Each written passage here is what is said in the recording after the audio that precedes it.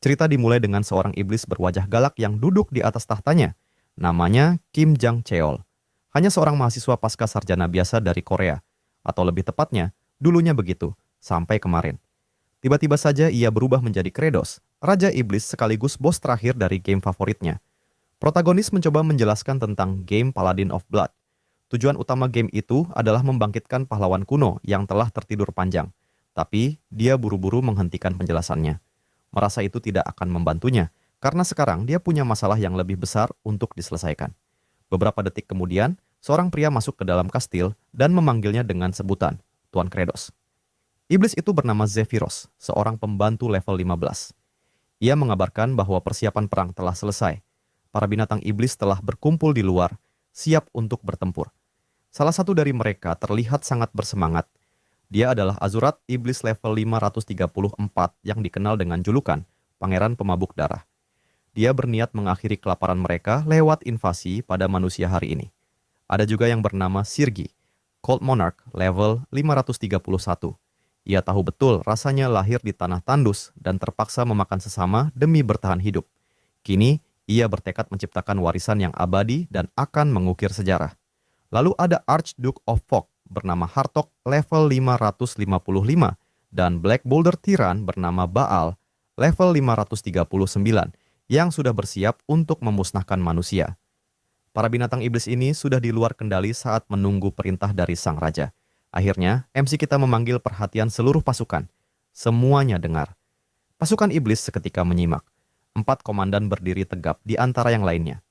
Kratos kemudian memerintahkan seluruh bangsa iblis, mulai sekarang, kita, asap mengepul dari mulutnya saat ia mulai berbicara. Keempat jenderal iblis haus darah itu tampak tidak sabar menunggu instruksi lebih lanjut. Dengan penuh keyakinan dan ekspresi menyeramkan, Tuan Kratos akhirnya memerintahkan semua orang untuk menghentikan perang dan akan mulai untuk bertani. Semua orang terdiam. Lalu, tentu saja, mereka menjadi gila, bereaksi dengan rasa kecewa, protes dan kekerasan. Tuan Kratos tak menunjukkan penyesalan sedikit pun dan terus berteriak berdebat. Tapi, dalam benak protagonis kita, ia merasa jika mereka semua itu sangat menyeramkan. Mulut 4 komandan seketika menganga. Entah mereka ketakutan karena wajah jelek MC kita, atau mungkin karena alasan lain. Yang jelas, MC kita tahu benar konsekuensi dari memulai perang di dalam game ini. Di tempat lain, seseorang tampak muncul dari suatu tempat. Lalu muncul notifikasi sistem yang menyatakan bahwa pemain tersebut sedang menjalani permainan untuk ke-20 kalinya. Sebuah cahaya terang menyinari pria itu, dialah seorang pemain level 9990 bernama Agen Kimchi, yang diakini Kratos sebagai penyebab kematiannya di masa depan jika ia memilih untuk berperang. Dalam kehidupan sebelumnya, Kim Jang Cheol adalah seorang mahasiswa pasca sarjana di bidang pertanian yang bercita-cita menjadi petani sukses dan super kaya. Menurut pengakuannya, dia adalah seorang jenius, jadi dia menyelesaikan semua mata kuliahnya dengan cepat dan menjadi mahasiswa terbaik. Sang profesor memujinya, lalu memerintahkan Kim untuk menulis tesis miliknya, dengan dalih bahwa hal itu akan sangat membantu si profesor. Profesor lain juga meminta bantuannya untuk sebuah proyek, menggunakan kecerdasan dari Kim. Dan ada lagi yang langsung menyuruhnya untuk membajak sawah. Akhirnya, Kim Jang pun seolah menjadi budak nomor 1 di kampusnya. Ketika kelelahan mulai menggerogotinya, dia mulai mempertanyakan hidup yang sedang dijalaninya. Dia melakukan semua pekerjaan, tapi para profesorlah yang mendapat semua pujian. Dalam kemarahan yang selama ini ia pendam, dia berteriak dengan sangat keras, mengatakan bahwa dia ingin membunuh semua bajingan itu. Dopamin dalam otaknya telah habis dan dia mulai kehilangan akal sehat. Dan satu-satunya cara untuk mendapatkan suntikan dopamin lagi adalah dengan bermain game. Game yang dia pilih sangat sulit dan susah untuk naik level. Tidak ada pemain yang berhasil menamatkan game itu untuk ke-19 kalinya. Ia ingin sekali merasakan pencapaian sejati, jadi dia main terus, tanpa tidur. Pertama kali, kedua kali, hingga ke-10 kalinya. Akhirnya, dia menjadi orang pertama yang menamatkan Paladin of Blood untuk ke-19 kalinya. Tentu saja dengan karakternya sendiri, yaitu Agen Kimchi. Dia bahagia karena telah menjadi yang terkuat di dunia, tapi wajahnya tampak begitu lusuh. Dia tahu bahwa playthrough ke-20 akan benar-benar sangat mengerikan. Jadi, dia butuh naik level dulu sebelum memulainya. Dia mulai kehilangan akal sehatnya, terus berkata bahwa dia akan naik level, terus naik level, dan berpikir bahwa dia Allah yang terkuat saat ini. Hingga karakternya mencapai level 9990, lengkap dengan peralatan jigat. Bisa dibilang, Level maksimal dalam game itu adalah 9.999. Karena itu, dia memutuskan berhenti menaikkan level, berpikir kalau player lain akan butuh waktu bertahun-tahun untuk mencapainya. Dan sekarang, dia akan memulai permainan ke-20 saat dia menekan tombolnya. Tiba-tiba layar monitornya menyala terang. Melihat itu, dia bertanya-tanya dengan panik. Apa yang sedang terjadi? Belum sempat menemukan jawaban. Jiwanya tiba-tiba keluar dengan ekspresi sangat histeris, melaju dengan cepat, tersedot, dan masuk ke dalam layar. Lalu, ditampilkan dengan terang di langit cerah berwarna biru. Jiwanya terus melaju dengan kecepatan ekstrim. Tubuhnya sama sekali tak bergerak sedikit pun. Namun, jauh di dalam dirinya, dia panik. Ia berkata pada dirinya sendiri untuk tetap tenang dan menggunakan kecerdasannya. Ia menyadari bahwa tubuhnya berwarna biru saat ini, yang berarti dia dalam bentuk jiwa.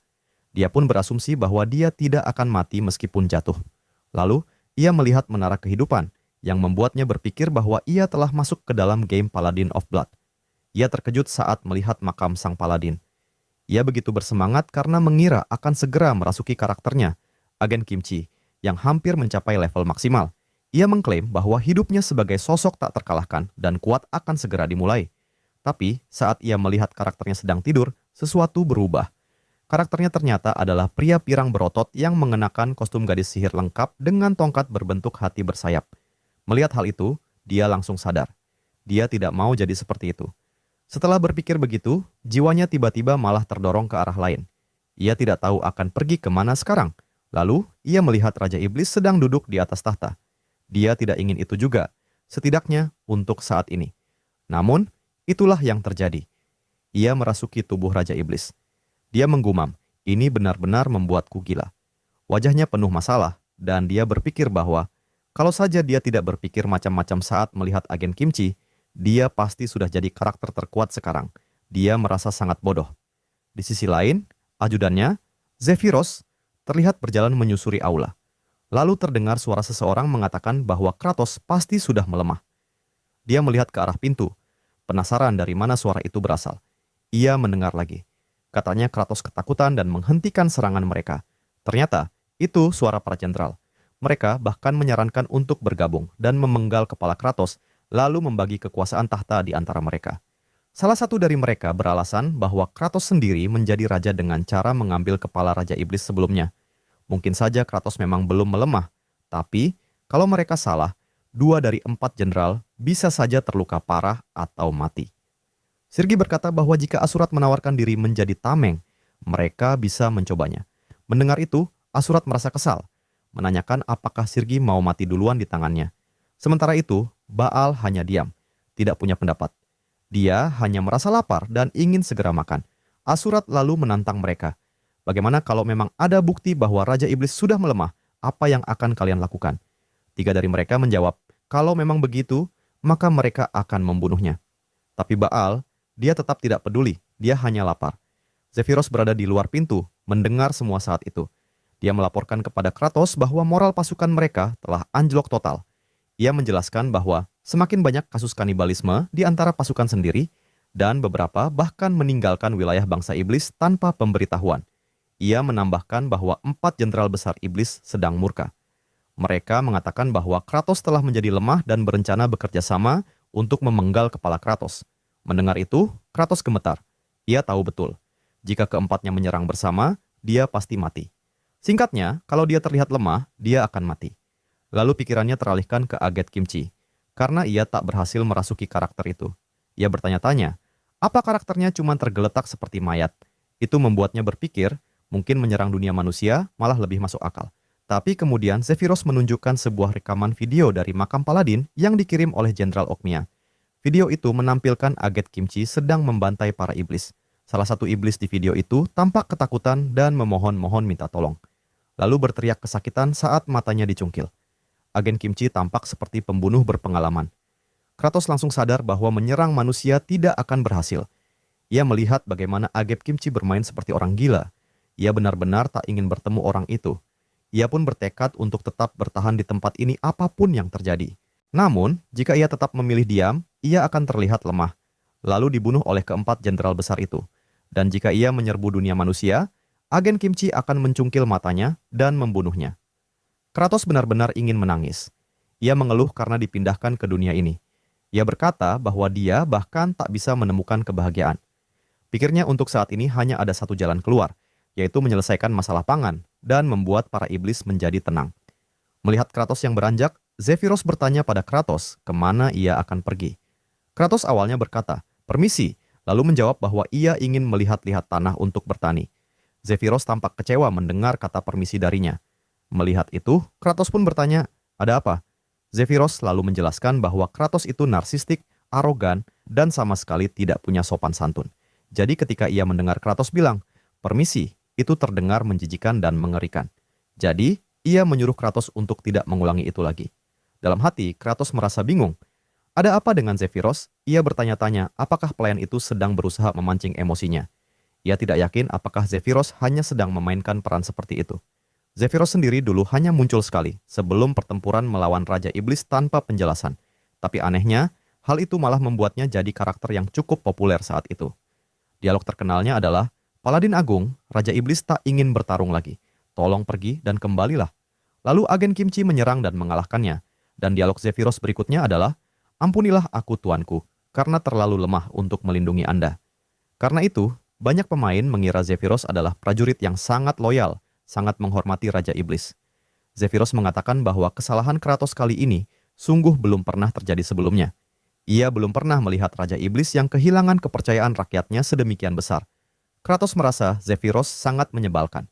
Lalu Zephyros mengeluarkan buku catatannya dan berkata, "Kau mau bertani di tanah para iblis. Aku tidak tahu ingatanmu sepertinya cuma sekelas burung merpati." Kratos memperingatkan Zephyros bahwa dirinya adalah Raja Iblis, jadi lebih baik jangan keterlaluan. Tapi Zephyros tetap lanjut bicara, membuat Kratos menjadi heran, kenapa dia tidak merasa takut. Zephyros menjelaskan bahwa para Raja Iblis sebelumnya, termasuk Kratos sendiri, sudah pernah mencoba bertani di tanah itu. Tapi karena suhu yang sangat ekstrim dan keras, tidak ada yang bisa tumbuh di sana. Kratos pun mengakui, memang benar itu tanah kematian. Tapi dengan kemampuannya saat ini, ia yakin tanah itu masih bisa diselamatkan. Padahal, dalam hatinya, Kratos sangat malas melakukannya. Tapi ia harus bertani demi bertahan hidup. Zephyros kebingungan saat melihat Kratos mulai menggali tanah. Itu terlihat sangat lucu karena Kratos bisa-bisanya sampai memakan tanah itu. Zephyros berkomentar bahwa Raja Iblis sungguh aneh. Ia kini berubah jadi pengemis yang makan tanah. Zephyros mencatat hal itu dalam buku catatannya. Kratos menyuruhnya berhenti menulis. Tapi Zephyros menjawab bahwa ia hanya menjalankan tugasnya. Menurutnya, mencatat kronik sang Raja Iblis adalah hal penting. Ia juga menulis bahwa kemampuan mengingat Raja Iblis sudah jelas telah menurun. Sementara bagi Kratos, Zephyros adalah pelayan penyebal sejati. Kratos pun menentukan bahwa tanah ini benar-benar tidak mengandung nutrisi, bahkan tak ada nitrogen sama sekali. Nitrogen adalah elemen yang sangat penting untuk pertumbuhan tanaman. Tanaman tidak bisa memanfaatkan nitrogen di udara secara langsung. Meskipun nitrogen mencakup 78% atmosfer, karena atom-atomnya terikat dalam ikatan rangkap 3 yang sangat padat, sehingga hampir mustahil untuk bereaksi secara kimia. Itulah sebabnya umat manusia mengembangkan proses fiksasi nitrogen melalui rekayasa kimia, yang menyebabkan lonjakan besar dalam produksi pangan. Tapi melakukan itu di dunia ini adalah hal yang mustahil, karena tidak ada dasar apapun untuk pertanian. Itu berarti Kratos harus memikirkan mekanisme fiksasi nitrogen alami, yaitu petir. Dengan tegangan tinggi, nitrogen dioksidasi menjadi nitrit, lalu bercampur dengan air hujan dan terserap ke tanah. Dan teknik andalan Raja Iblis Kratos adalah itu. Di dalam game, Kratos menggores tangannya hingga berdarah untuk mengaktifkan teknik yang disebut Bloody Strike. Teknik ini meledakkan petir dan kelembapan secara bersamaan, sebuah teknik yang bisa digunakan untuk menciptakan tanah subur. Kratos menyuruh Zephyros untuk menjauh. Ia menggores tangannya bermaksud untuk mengaktifkan Bloody Strike, tapi rasanya sakit luar biasa. Ia tak habis pikir, bagaimana bisa Raja Iblis gila itu menggunakan teknik ini setiap waktu padahal sakitnya luar biasa. Namun, ia mendadak terganggu saat menyadari sesuatu. 4 jenderal besar sedang mengawasinya dari belakang pohon kecil. Dan jelas dari ekspresi mereka, bahwa mereka menganggap Kratos telah menjadi lemah. Kratos sangat terkejut melihat itu. Ditambah Zephyros yang dengan santainya berkata bahwa Kratos telah menjadi 100% lebih lemah. Mendengar itu membuat Kratos berpikir, apa jangan-jangan Zephyros ini sebenarnya seorang pembunuh bayaran, yang dari awal memang ingin memancing emosiku lalu membunuhku. Tapi menurut Kratos, itu masih lebih baik daripada mati. Dengan tekad kuat, ia menggores tangannya lagi. dan darahnya digunakan untuk melakukan bloody strike dengan seluruh kekuatannya. Namun setelah melakukan gerakan itu, tidak ada sama sekali hal yang terjadi, hanya tangannya yang berdarah, dan ia tidak bisa menyembunyikan rasa sakitnya. Kemudian seseorang mendekatinya sambil memanggil namanya. Itu adalah keempat jenderal besar. Mereka bertanya apakah sekarang Raja Iblis sedang tidak enak badan. Orang-orang ini bahkan tidak repot-repot mengeluarkan aura membunuh mereka. Sambil menengok ke belakang, yang bisa dikatakan Kratos dalam hati hanyalah kata sial. Sementara itu, agen Kimchi sedang melihat hamparan tanah luas dan pegunungan. Ia punya kenangan samar-samar dari kehidupan sebelumnya. Ia sudah hidup lebih dari 10 kali dan sedang menuju suatu tempat. Ia bergerak karena panggilan tugas yang membawanya untuk tujuan hidup. Tapi sekarang panggilan itu telah menghilang dan tidak mengatakan apa-apa lagi. Ia pun bertanya-tanya, sekarang aku hidup untuk apa? Kemudian ia berjalan lagi tanpa arah dengan perasaan sedih dan ekspresinya yang tampak suram. Kembali ke tokoh utama kita, Kratos. Keempat jenderal memperhatikannya seperti pemangsa yang menatap mangsanya. Azura teringat akan hukum para iblis, yang terkuat adalah yang akan menjadi Raja Iblis. Dalam hati, Kratos sangat ketakutan, terutama karena ia sadar masing-masing dari mereka itu sangat kuat. Sekarang, ia bahkan tidak bisa menggunakan skill apapun. Ia mulai bertanya-tanya, apa aku akan mati sekarang? Tubuhnya bergetar dan ekspresinya tampak bengis dan penuh tekanan. Azura sampai bisa merasakan tekanan luar biasa yang datang dari Kratos. Padahal, pertarungan bahkan belum dimulai. Ia berpikir bahwa Kratos sedang mengumpulkan kekuatannya sampai-sampai tubuhnya bergetar. Namun, Azura tetap percaya diri. Ia bertanya pada Kratos, apakah ia bisa mengalahkan mereka berempat dalam kondisinya sekarang? Namun, saat ia menoleh ke belakang, general-general lainnya sudah bersembunyi di balik pohon, membuat Azura seketika menjadi kikuk. Tidak butuh waktu semenit bagi para bajingan itu untuk mengkhianatinya. Rencana mereka adalah melihat bagaimana jalannya pertarungan dan ikut campur jika peluangnya terlihat memungkinkan. Azurat mulai berkeringat deras. Dalam hatinya, ia menyebut mereka bajingan jahat. Tapi ya, mereka iblis. Tentu saja mereka jahat. Sementara itu, Zephyros tiba-tiba mengumumkan bahwa berdasarkan tradisi lama para iblis, semua pertarungan adalah pertarungan sampai mati dan tidak ada kata menyerah. Ia hampir memberi sinyal untuk memulai pertarungan saat Azurat menyuruhnya untuk menunggu. Kratos juga kaget. Tidak percaya betapa cepatnya Zephyros mengatur semua itu. Azurat lalu berkata pada dirinya sendiri untuk tidak takut, bahwa ia bisa menang karena Raja Iblis yang sekarang telah melemah. Sementara itu, Kratos terlihat panik. Dalam hati ia bertanya-tanya apa yang harus ia lakukan. Belum lama ini, ia baru saja menguji kekuatannya. Karena seharusnya Raja Iblis haruslah sangat kuat. Tapi ia tahu bahwa dirinya tidak sekuat itu. Yah, dia kuat, tapi tidak sampai bisa dibanggakan. Azurat pun mulai melancarkan serangan ke arahnya, membuat Kratos menjadi tambah panik. Ia juga merasa pernah melihat gerakan itu di dalam game. Itu pasti serangan tusukan atau tebasan, dan ia yakin tidak akan bisa untuk menghindarinya. Namun tubuhnya refleks bergerak menyamping sendiri. Ia terkejut dan bingung. Bagaimana ia bisa menghindarinya? Lalu ia menyadari bahwa kaki kiri Azurat mengarah keluar, dan ia bisa memprediksi bahwa Azurat akan menyerang dengan tusukan. Ia menyadari bahwa gerakan itu persis sama seperti di dalam game. Azurat mendecak kesal karena Kratos masih bisa menghindar. Hartok lalu bertanya pada Sirgi apakah ia melihat reaksi Kratos ketika menghindar. Hartok menafsirkannya sebagai tanda bahwa Kratos tadinya siap menyerang balik dan mencabik lengan Azurat. Sirgi bertanya, kalau begitu kenapa Kratos tidak melakukan itu? Dan ia menyarankan agar mereka menunggu dan mengamati lebih lama. Azurat menyerang lagi dan Kratos masih bisa untuk menghindar kembali. Dalam hati, Kratos masih bingung dengan apa yang sedang terjadi. Tapi ia mulai menyadari bahwa gerakan Azurat benar-benar sama persis seperti dalam game. Saat pertama kali bertemu dengan Azurat, ia benar-benar terkejut. Dengan karakter Azurat yang cepat, serangannya penuh tipuan, bahkan memiliki variasi serangan yang luas. Tapi setelah mati sekali, 3 kali, lalu 10 kali, akhirnya protagonis kita berhasil mengalahkannya untuk pertama kalinya di percobaan ke-128. Dan pada 19 playthrough selanjutnya, ia bahkan bisa mengalahkan Azurat tanpa terkena satu serangan sedikit pun. Azurat berteriak kembali untuk menyerang. Tapi itu semua tidak ada gunanya. Dengan senyuman seperti Raja Iblis. Sekarang ia percaya diri bahwa serangan Azurat tidak akan bisa mengenainya. Para jenderal yang melihat ekspresi Kratos tersenyum percaya diri, membuat mereka seketika bergidik ngeri. Azurat terus menyerang, tapi Kratos masih terus bisa menghindarinya dengan sangat mudah. Para jenderal menyadari bahwa Kratos sedang menikmati pertarungan ini, bahkan tertawa mengejek Azurat karena lemah, seolah pertarungan itu hanyalah permainan baginya. Azurat pun menjadi sangat marah dan mengumpat kesal. Sementara Kratos menjadi merasa lega. Walaupun ia bisa menghindar, ia tahu dirinya tidak bisa mengalahkan Azurat. Tapi kemudian ia menyadari sesuatu yang penting. Dunia yang ia tinggali sekarang memiliki peraturan yang sama dengan game.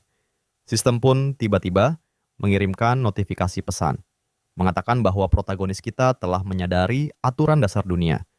Ketika melihat layar itu, ia berpikir bahwa itu seperti pesan yang sering muncul di webtoon. Layar kembali menunjukkan bahwa ia telah berhasil menghindari serangan musuh dengan konsentrasi tinggi.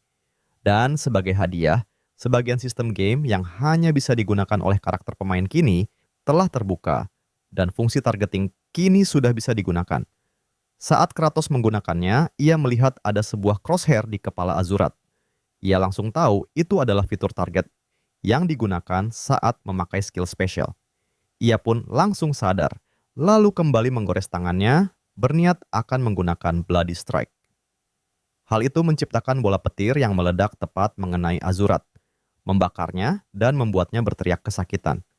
Para jenderal lainnya seketika langsung terkejut melihat kejadian itu.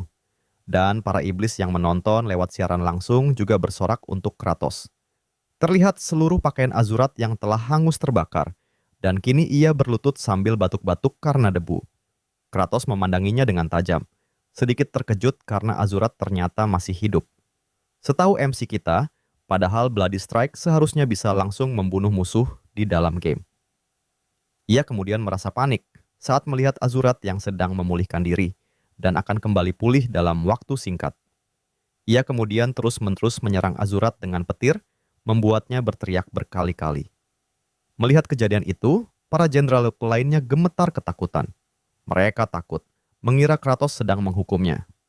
Serangan itu cukup untuk menyiksanya, tapi tidak akan sampai membunuhnya. Padahal kenyataannya, Kratos berada dalam keadaan bingung harus berbuat apa, karena Azurat masih juga tidak mati-mati. Sistem lalu memberitahu bahwa semua pakaian Azurat telah tercabik dan ia sekarang telanjang. Kratos bingung dengan notifikasi aneh itu, seolah-olah itu adalah semacam orang mesum. Lalu sistem memberitahunya bahwa fitur baru telah terbuka, pengelolaan inventory dan pelepasan armor. Ia pun penasaran, apakah ada armor bagus di dalamnya. Saat ia memeriksanya, ternyata hanya ada satu set pakaian, yaitu pakaian yang sedang ia kenakan sekarang, dan tidak ada satupun yang bisa digunakan saat ini. Kratos lalu memutuskan untuk menyingkirkan Azurat terlebih dahulu, meskipun ia tidak cukup kuat untuk membunuhnya. Dikarenakan kemampuan regenerasinya yang sangat hebat, jadi Kratos yakin Azurat akan sembuh dan bangkit lagi. Setelah beberapa waktu, kemudian ia mendapat suatu ide gila. Karena Azurat belum mati, Kratos akan terus menargetkannya dan terus menembakkan Blood Strike terus-menerus. Dengan begitu, ia bisa menginfus tanah dengan banyak nitrogen. Ia kemudian menyebut dirinya sendirilah yang paling cerdas. Setelah itu, ia menoleh pada ketiga jenderal yang lainnya, dan mengira kalau mereka sekarang pasti merasa ketakutan. Kratos lalu memanggil Sirgi dan memerintahkannya untuk mengikat Azurat erat-erat. Namun Sirgi mengira bahwa maksudnya adalah mengikat pria telanjang erat-erat untuk mempermalukan Azurat dan dirinya secara bersamaan. Tak lama kemudian, terlihat Azurat sudah diikat ke sebuah salib. Itu adalah langkah pertama dari rencana Kratos, yaitu menyiapkan tiang listrik. Azurat masih tak sadarkan diri saat dipasang di sana. Beberapa menit kemudian, ia terbangun dan langsung berteriak bahwa ia telah pulih sepenuhnya. Ia juga mengatakan bahwa Kratos telah menjadi lebih lemah, karena tidak bisa membunuhnya dengan Blood Strike. Dan kali ini, ia berniat akan menebas kepala Kratos. Akan tetapi, Kratos langsung melanjutkan langkah keduanya, yaitu menggunakan Blood Strike, dan terus-menerus melancarkannya ke Azurat. Karena dengan itu, Kratos bisa mengoksidasi nitrogen di udara untuk menjadi nitrat. Kratos lalu memerintahkan Hartok untuk menutupi seluruh area dengan kabut. Kabutnya harus begitu tebal hingga air bisa mengalir di atasnya, Mendengar itu, Hartok tersenyum tipis, mengira Kratos ingin membuat tempat itu basah untuk membuat sambaran petirnya semakin menyakitkan. Ia terkesan dengan cara penyiksaan yang kreatif itu, dan mengatakan kalau ia baru saja belajar sesuatu yang baru. Hartok lalu mengaktifkan skillnya, membuat kabut sesuai dengan perintah dari Kratos. Dan itulah langkah ketiga dari rencana untuk menyebarkan kabut. Lalu langkah keempat adalah menyambarkan petir dan terus mengulanginya. Kratos terus-menerus menggunakan Bloody Strike ke arah Azurat, sampai-sampai dirinya sendiri pun merasa cukup kesakitan. Di sisi lain, Zephyros hanya menonton semua itu dengan wajah datarnya.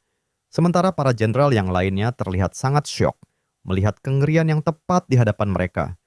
Azurat terus disambar petir berulang kali dan Kratos merasa puas. Karena dengan cara itu, ia bisa mengubah tanah itu menjadi lahan subur yang penuh nitrogen. Ia membayangkan akan mendapat panen yang melimpah dan itu saja sudah membuatnya sangat bersemangat. Ia terus menyambar Azurat dengan petir Nua, lagi dan lagi. Kratos terus mengulangi hingga senja. Akhirnya, tokoh utama kita memeriksa tanahnya. Ia puas. Sekarang, ia hanya perlu terus menginfuskan nitrogen dengan metode seperti itu. Dan tujuan selanjutnya adalah memperbaiki struktur tanah, agar menjadi subur dan dapat ditanami. Tanah dengan struktur monovalen yang longgar tidak bisa menyerap oksigen maupun mengalirkan air dengan baik.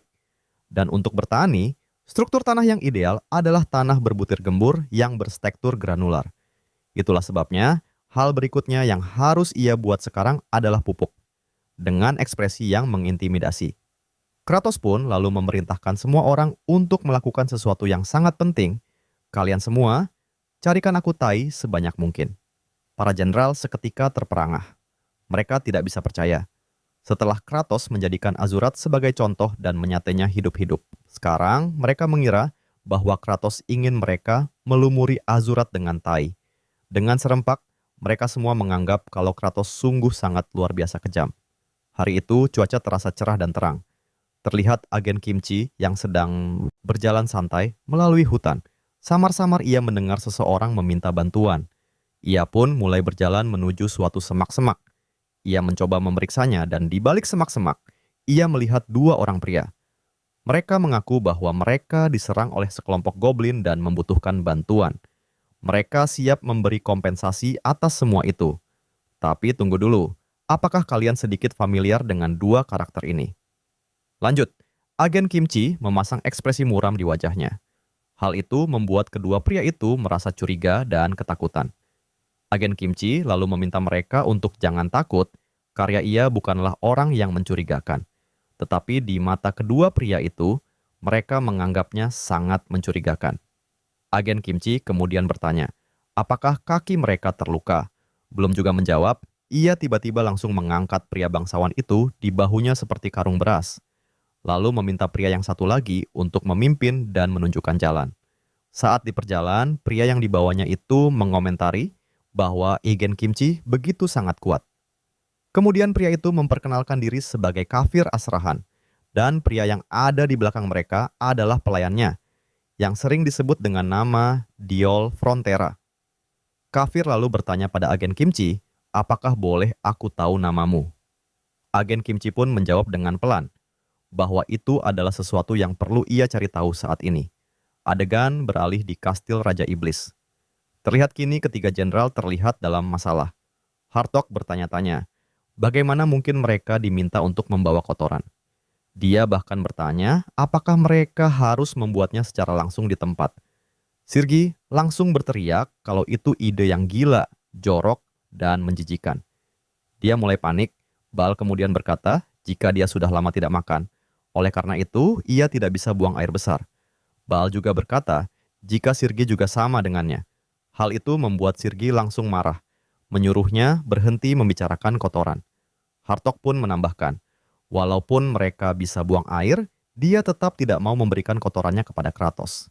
Dia menyarankan supaya mereka menghajar para iblis rendahan dan suruh mereka buang air.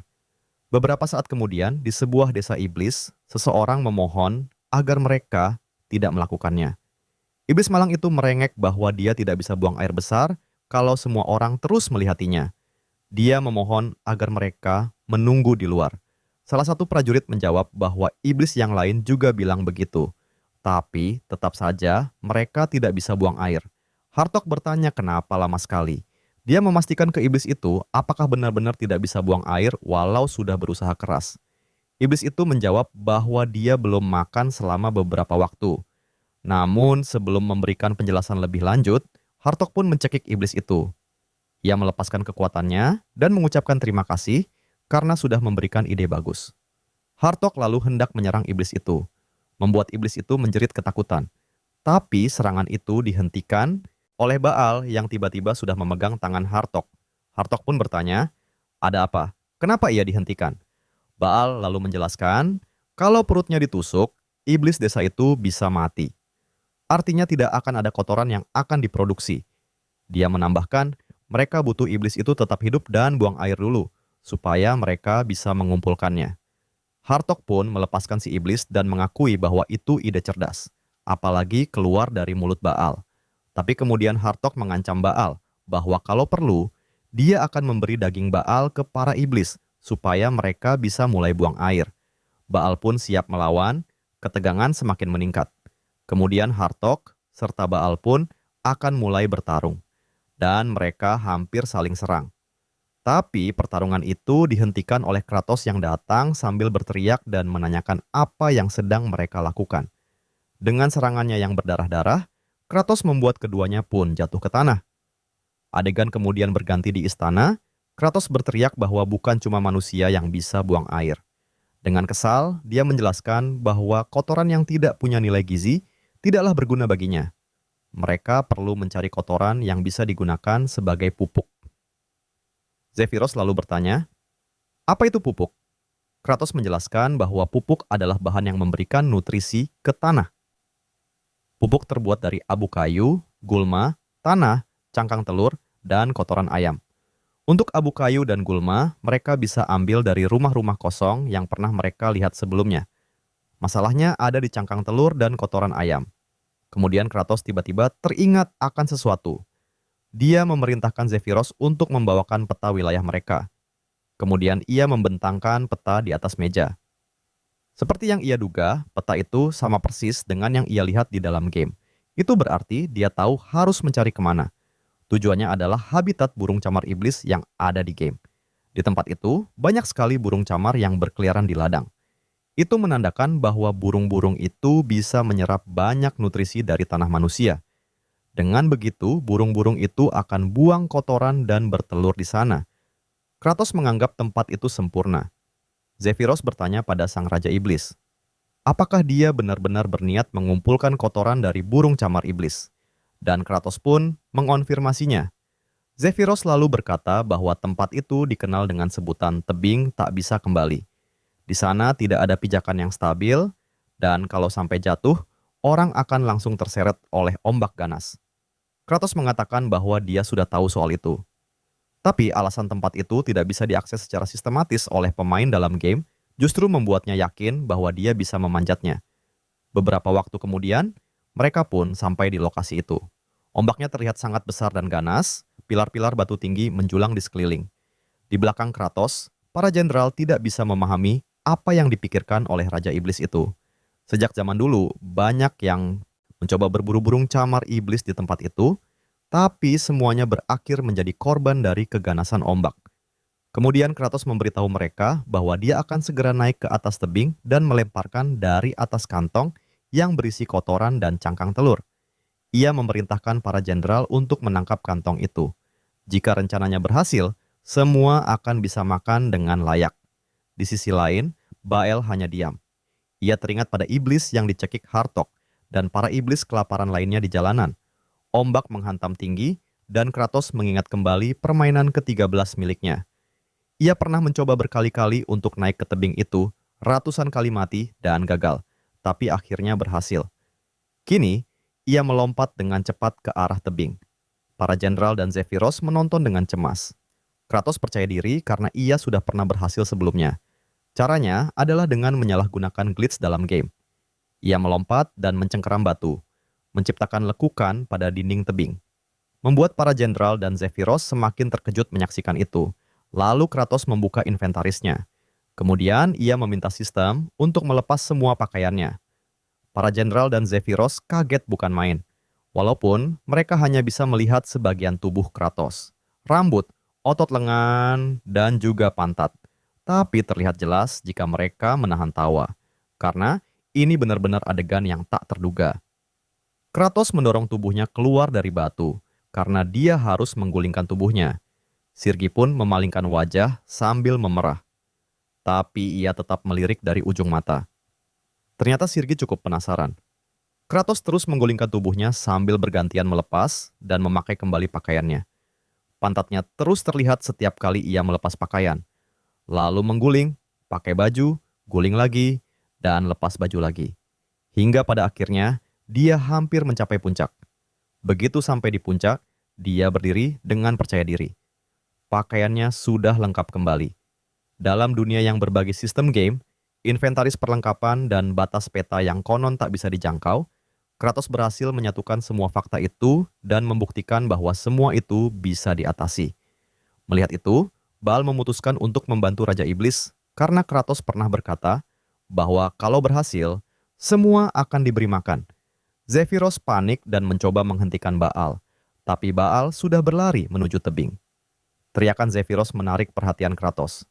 Baal melompat, ingin mengikuti pemimpinnya. Kratos marah dan berteriak padanya. Apa yang kau lakukan? Tapi Baal gagal mencengkeram batu dan mulai jatuh. Untungnya, Kratos berhasil menangkapnya. Kratos saat itu setengah telanjang. Hanya tubuh bagian atasnya yang terlihat keluar dari batu dan ia berpegangan pada Baal. Dia harus memicu glitch itu lagi. Otot-otot di lengannya menegang. Pembuluh darahnya tampak menyembul karena Baal terlalu berat. Rasanya seperti lengannya akan tercabut.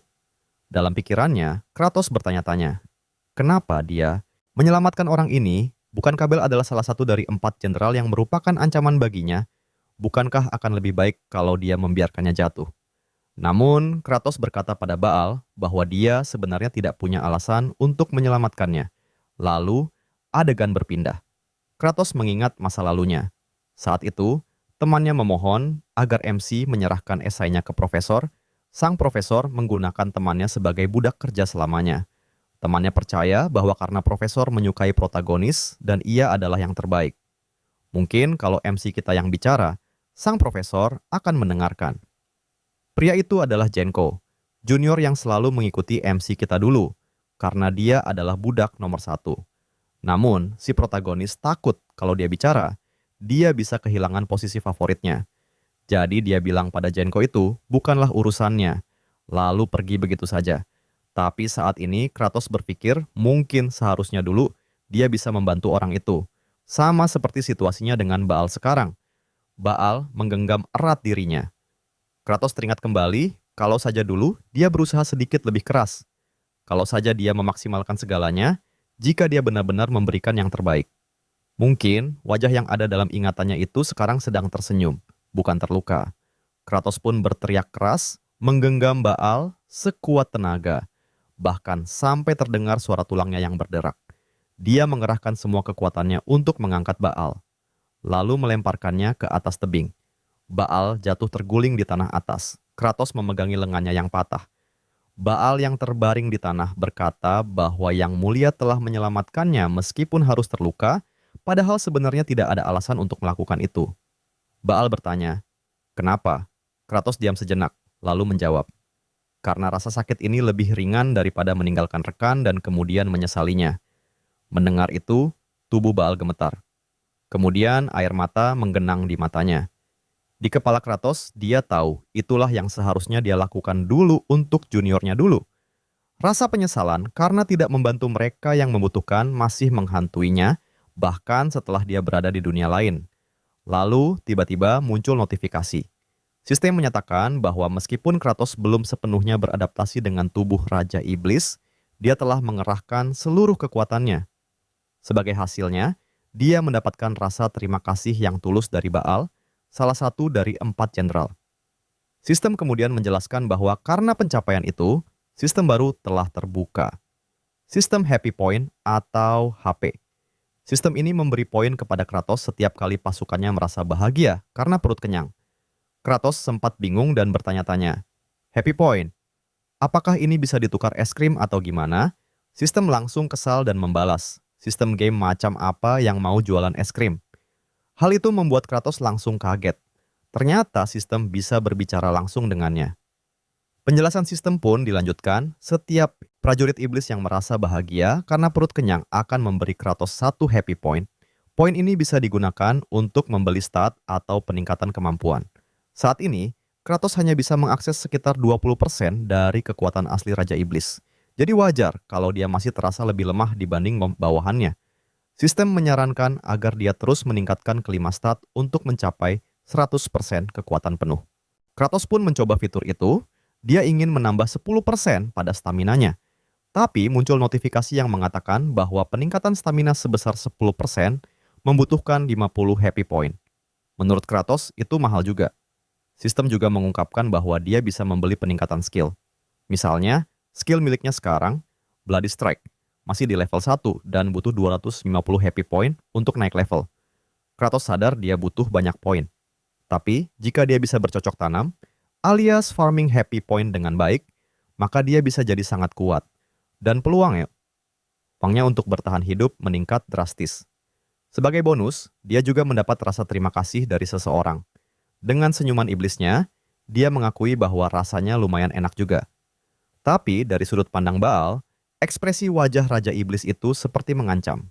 Seolah berkata, jika Baal sekarang berhutang budi pada Kratos, dan jika Baal tidak mematuhinya, ia akan dicabik-cabik oleh Raja Iblis. Bagi Baal, Kratos benar-benar terlihat seperti Raja Iblis yang kejam. Dia merasa Kratos tidak menyelamatkannya karena niat baik, tapi karena ada maksud tersembunyi di baliknya. Setelah itu, sang Raja Iblis mengangkat sebuah cangkang telur raksasa dan memanggil perhatian semua orang. Ia berteriak, "Aku akan masukkan kotoran ke dalam cangkang telur dan melemparkannya. Pastikan kalian menangkapnya." Tentu saja ketiga jenderalnya melongo. Mereka bahkan tidak tahu harus bereaksi seperti apa. Serangan Raja Iblis pun dimulai. Dia benar-benar melemparkan cangkang telur yang penuh kotoran. Karena ketiga orang itu masih membeku dalam keterkejutan. Mereka tidak bisa menghindar. Alhasil, mereka dihujani oleh kotoran burung yang dilemparkan oleh Kratos. Membuat mereka merasa tidak sanggup lagi menerima ini semua. Sementara itu, Kratos berpikir, justru ini baru permulaan. Dia ingin mereka mengerahkan segalanya untuk memulai proses pertanian. Langkah pertama dalam membuat pupuk adalah mencampur cangkang telur burung camar, abu pohon terbakar, dan tanah yang akan digunakan. Setelah itu, semuanya harus digiling dan dicampur dengan baik. Kratos lalu memanggil Sirgi dan memerintahkannya untuk menghancurkan dan menggiling semua bahan itu. Sirgi tak percaya kalau Raja Iblis benar-benar menyuruhnya melakukan hal seperti itu. Tapi karena dia punya banyak tangan, Kratos berpikir jika tugas itu memang cocok untuknya. Hal ini pun membuat Sirgi marah. Dia berteriak bahwa dirinya, sang tiran berdarah dingin, punya harga diri lebih dari itu. Dia mengenakan senjatanya dan berkata bahwa tangan-tangannya bukan untuk pekerjaan semacam itu. Namun, tatapan tajam Kratos langsung membungkamnya. Dia lalu berkata, "Baiklah, kalau begitu aku beri tugas yang lebih mudah." Lalu ia menunjuk ke arah Azurat yang masih mengeluarkan asap akibat sambaran petir. Di sana, kamu hanya perlu diam saja. Mudah kan? Sejak saat itu, sang tirani berdarah dingin pun berubah menjadi mixer legendaris. Konon katanya, hingga kini dia masih melakukan tugas itu. Di dalam hatinya, Kratos hampir ngompol karena takut. Dia sadar bahwa para jenderalnya semuanya bertemperamen tinggi, jadi dia harus tetap waspada. Tapi dia lalu mengingat bahwa dia adalah Raja Iblis, dan dia harus maju terus dengan semangat dan penuh keberanian. Setelah itu, waktunya langkah kedua, menambahkan air. Kratos memanggil Hartok dan memerintahkannya untuk memenuhi udara dengan kabut. Tapi, Hartok mempertanyakan perintah itu. Dengan adanya kelembaban, bau dari pupuk akan semakin menyengat. Tentu saja dia enggan melakukan hal seperti itu. Namun, senjata rahasia Kratos pun kembali digunakan. Dia menunjuk ke arah Azurat lagi. Tak ada yang ingin jadi penangkal petir, jadi Hartok langsung terbang, menyebarkan kelembaban di seluruh area. Kratos lalu bertanya kepada Baal, apakah kelembabannya sudah cukup? Baal menjawab, setelah terkena air, tanahnya jadi lembut. sama seperti yang Mulia katakan. Akhirnya, langkah ketiga adalah menyimpan pupuk di tempat kering dan menutupinya dengan selimut dari bulu burung camar. Namun ada satu masalah. Kratos tahu bahwa hanya untuk membuat sedikit pupuk saja memakan waktu sangat lama. Untuk bisa menghasilkan pupuk yang cukup untuk menutupi tanah yang luas ini, dia tahu bahwa dia tidak punya pilihan lain selain mengerahkan seluruh pasukan iblis. Wajah Kratos mulai terlihat serius, karena ada sesuatu yang terus mengganggu pikirannya. Tapi karena semua ini harus dilakukan sekarang, Kratos memutuskan untuk maju terus menggunakan otoritasnya sebagai Raja Iblis. Malam harinya, di suatu tempat di kerajaan iblis, tampak sebuah rumah kayu sederhana. Di dalamnya terdapat dua iblis. Salah satunya sedang terbaring di atas ranjang. Iblis kecil yang berbaring itu adalah seorang gadis bernama Flut.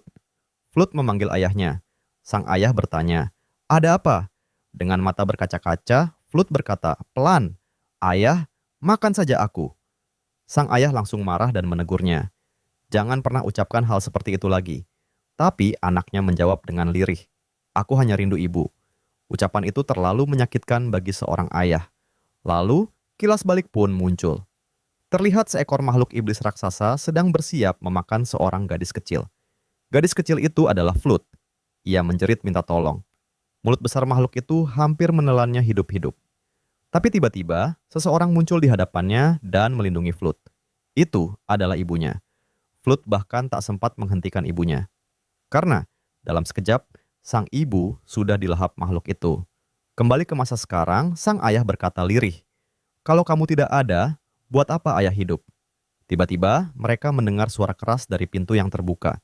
Ternyata, itu adalah Kratos dan anak buahnya. Ayah Flut kaget melihat sang Raja Iblis muncul di depan matanya.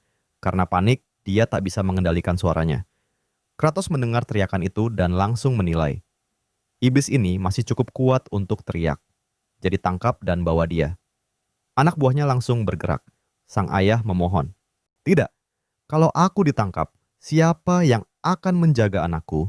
Dia akan dimakan oleh iblis-iblis berpangkat tinggi." Flut pun menangis memohon agar ayahnya dilepaskan. Namun, Kratos tidak bergeming. Kratos lalu bertanya pada Zephyros, "Berapa orang yang sudah kita kumpulkan?" Zephyros menjawab, "Sudah 20 iblis. Kita masih butuh 30 lagi." Sebelum keluar rumah, Kratos melirik Flut yang masih menangis. Ia sadar, gadis ini akan kehilangan orang tua lagi. Dalam game, Flut dikenal sebagai iblis gadis yang pernah kehilangan kendali. Kratos, sang MC yang dulu memainkannya, ingat saat dia menekan tombol cepat untuk membunuh Flut. Karakter miliknya melakukan tebasan cepat ke arah Flut. Dan sekarang, ekspresi Flut persis sama seperti saat itu. Membuat Kratos sempat terdiam dan tersentuh. Tapi karena sekarang dia adalah Raja Iblis, semua ini harus dianggap hal biasa. Sebelum pergi, Kratos memberikan perintah penting. Mulai sekarang, hentikan semua tindakan ilegal memakan sesama iblis. Dia juga memerintahkan Zephyros untuk mengumpulkan sisa iblis dan membuat semua bekerja memproduksi pupuk. Aku adalah Raja Iblis. Tirani seperti ini masih bisa diterima demi mencapai tujuanku, kata Kratos dalam batinnya. Akhirnya, Kratos mulai menerima peran barunya sebagai pemimpin. Dan tentu saja, tanggung jawab itu datang bersama dengan pengorbanan. Beberapa hari setelahnya, para iblis yang telah dikumpulkan terlihat mulai bekerja di ladang. Mereka menggunakan senjata mereka untuk membajak tanah penuh pupuk. Ayah Flut, yang kini kita tahu bernama Dirok, mempertanyakan kerja keras mereka. Sudah berhari-hari kita membuang tenaga hanya untuk bertani. Temannya memperingatkan, jangan berbicara sembarangan, bisa-bisa nyawamu melayang. Tapi Dirok bersikukuh. Menurutnya, mereka akan mati juga pada akhirnya, bahkan kalau tanah ini jadi subur sekalipun.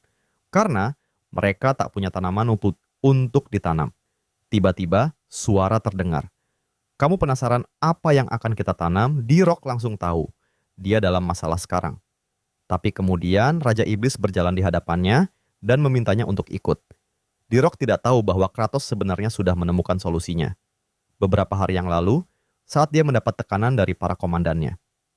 Ada sebuah bunga ungu yang menarik perhatian Kratos. Dia tahu, inilah tanaman yang bisa mereka tanam.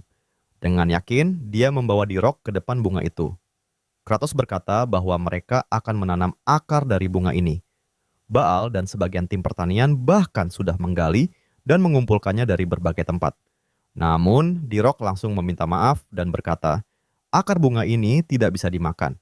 Itu bisa menyebabkan sakit perut parah dan bahkan membunuh.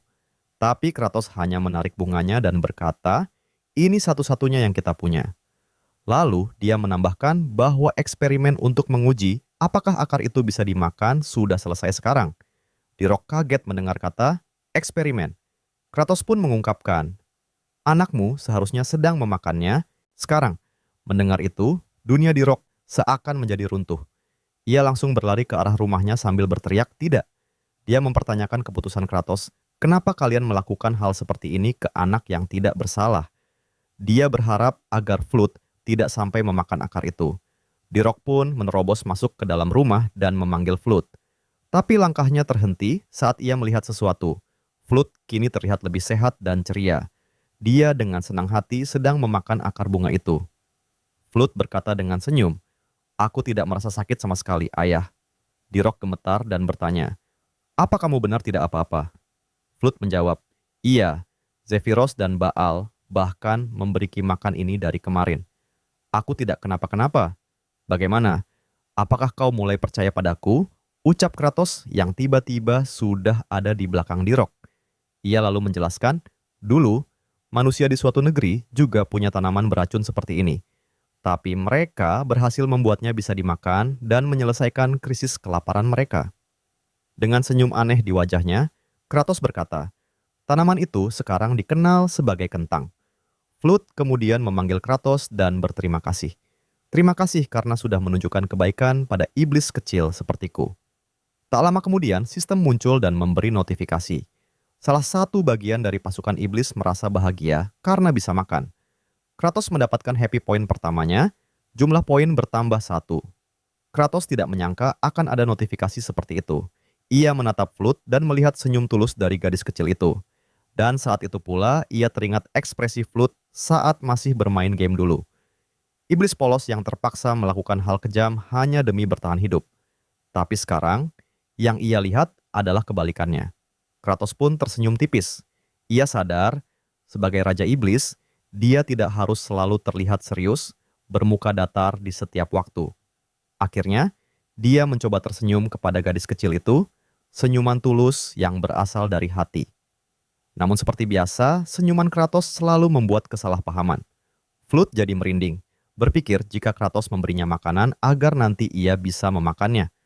Zephyros juga sama, mengira Kratos hanya ingin mengemukan Flood agar nanti bisa dimakan. Sedangkan Baal hanya bisa berkata dalam hati, jika dia benar-benar Raja Iblis yang jahat. Padahal, ekspres yang dilihat orang-orang darinya sangat berbeda dari niat aslinya. Setelah itu, kita diberitahu tentang wilayah terdalam dari kerajaan Raja Iblis yang bernama Chavin de Uantar. Dari 5 zona, tempat ini adalah tempat yang terjauh dari dalam. Di sana, malam hari terasa sangat dingin dan pagi hari menjadi sangat panas. Sesuatu perpindahan temperatur yang gila.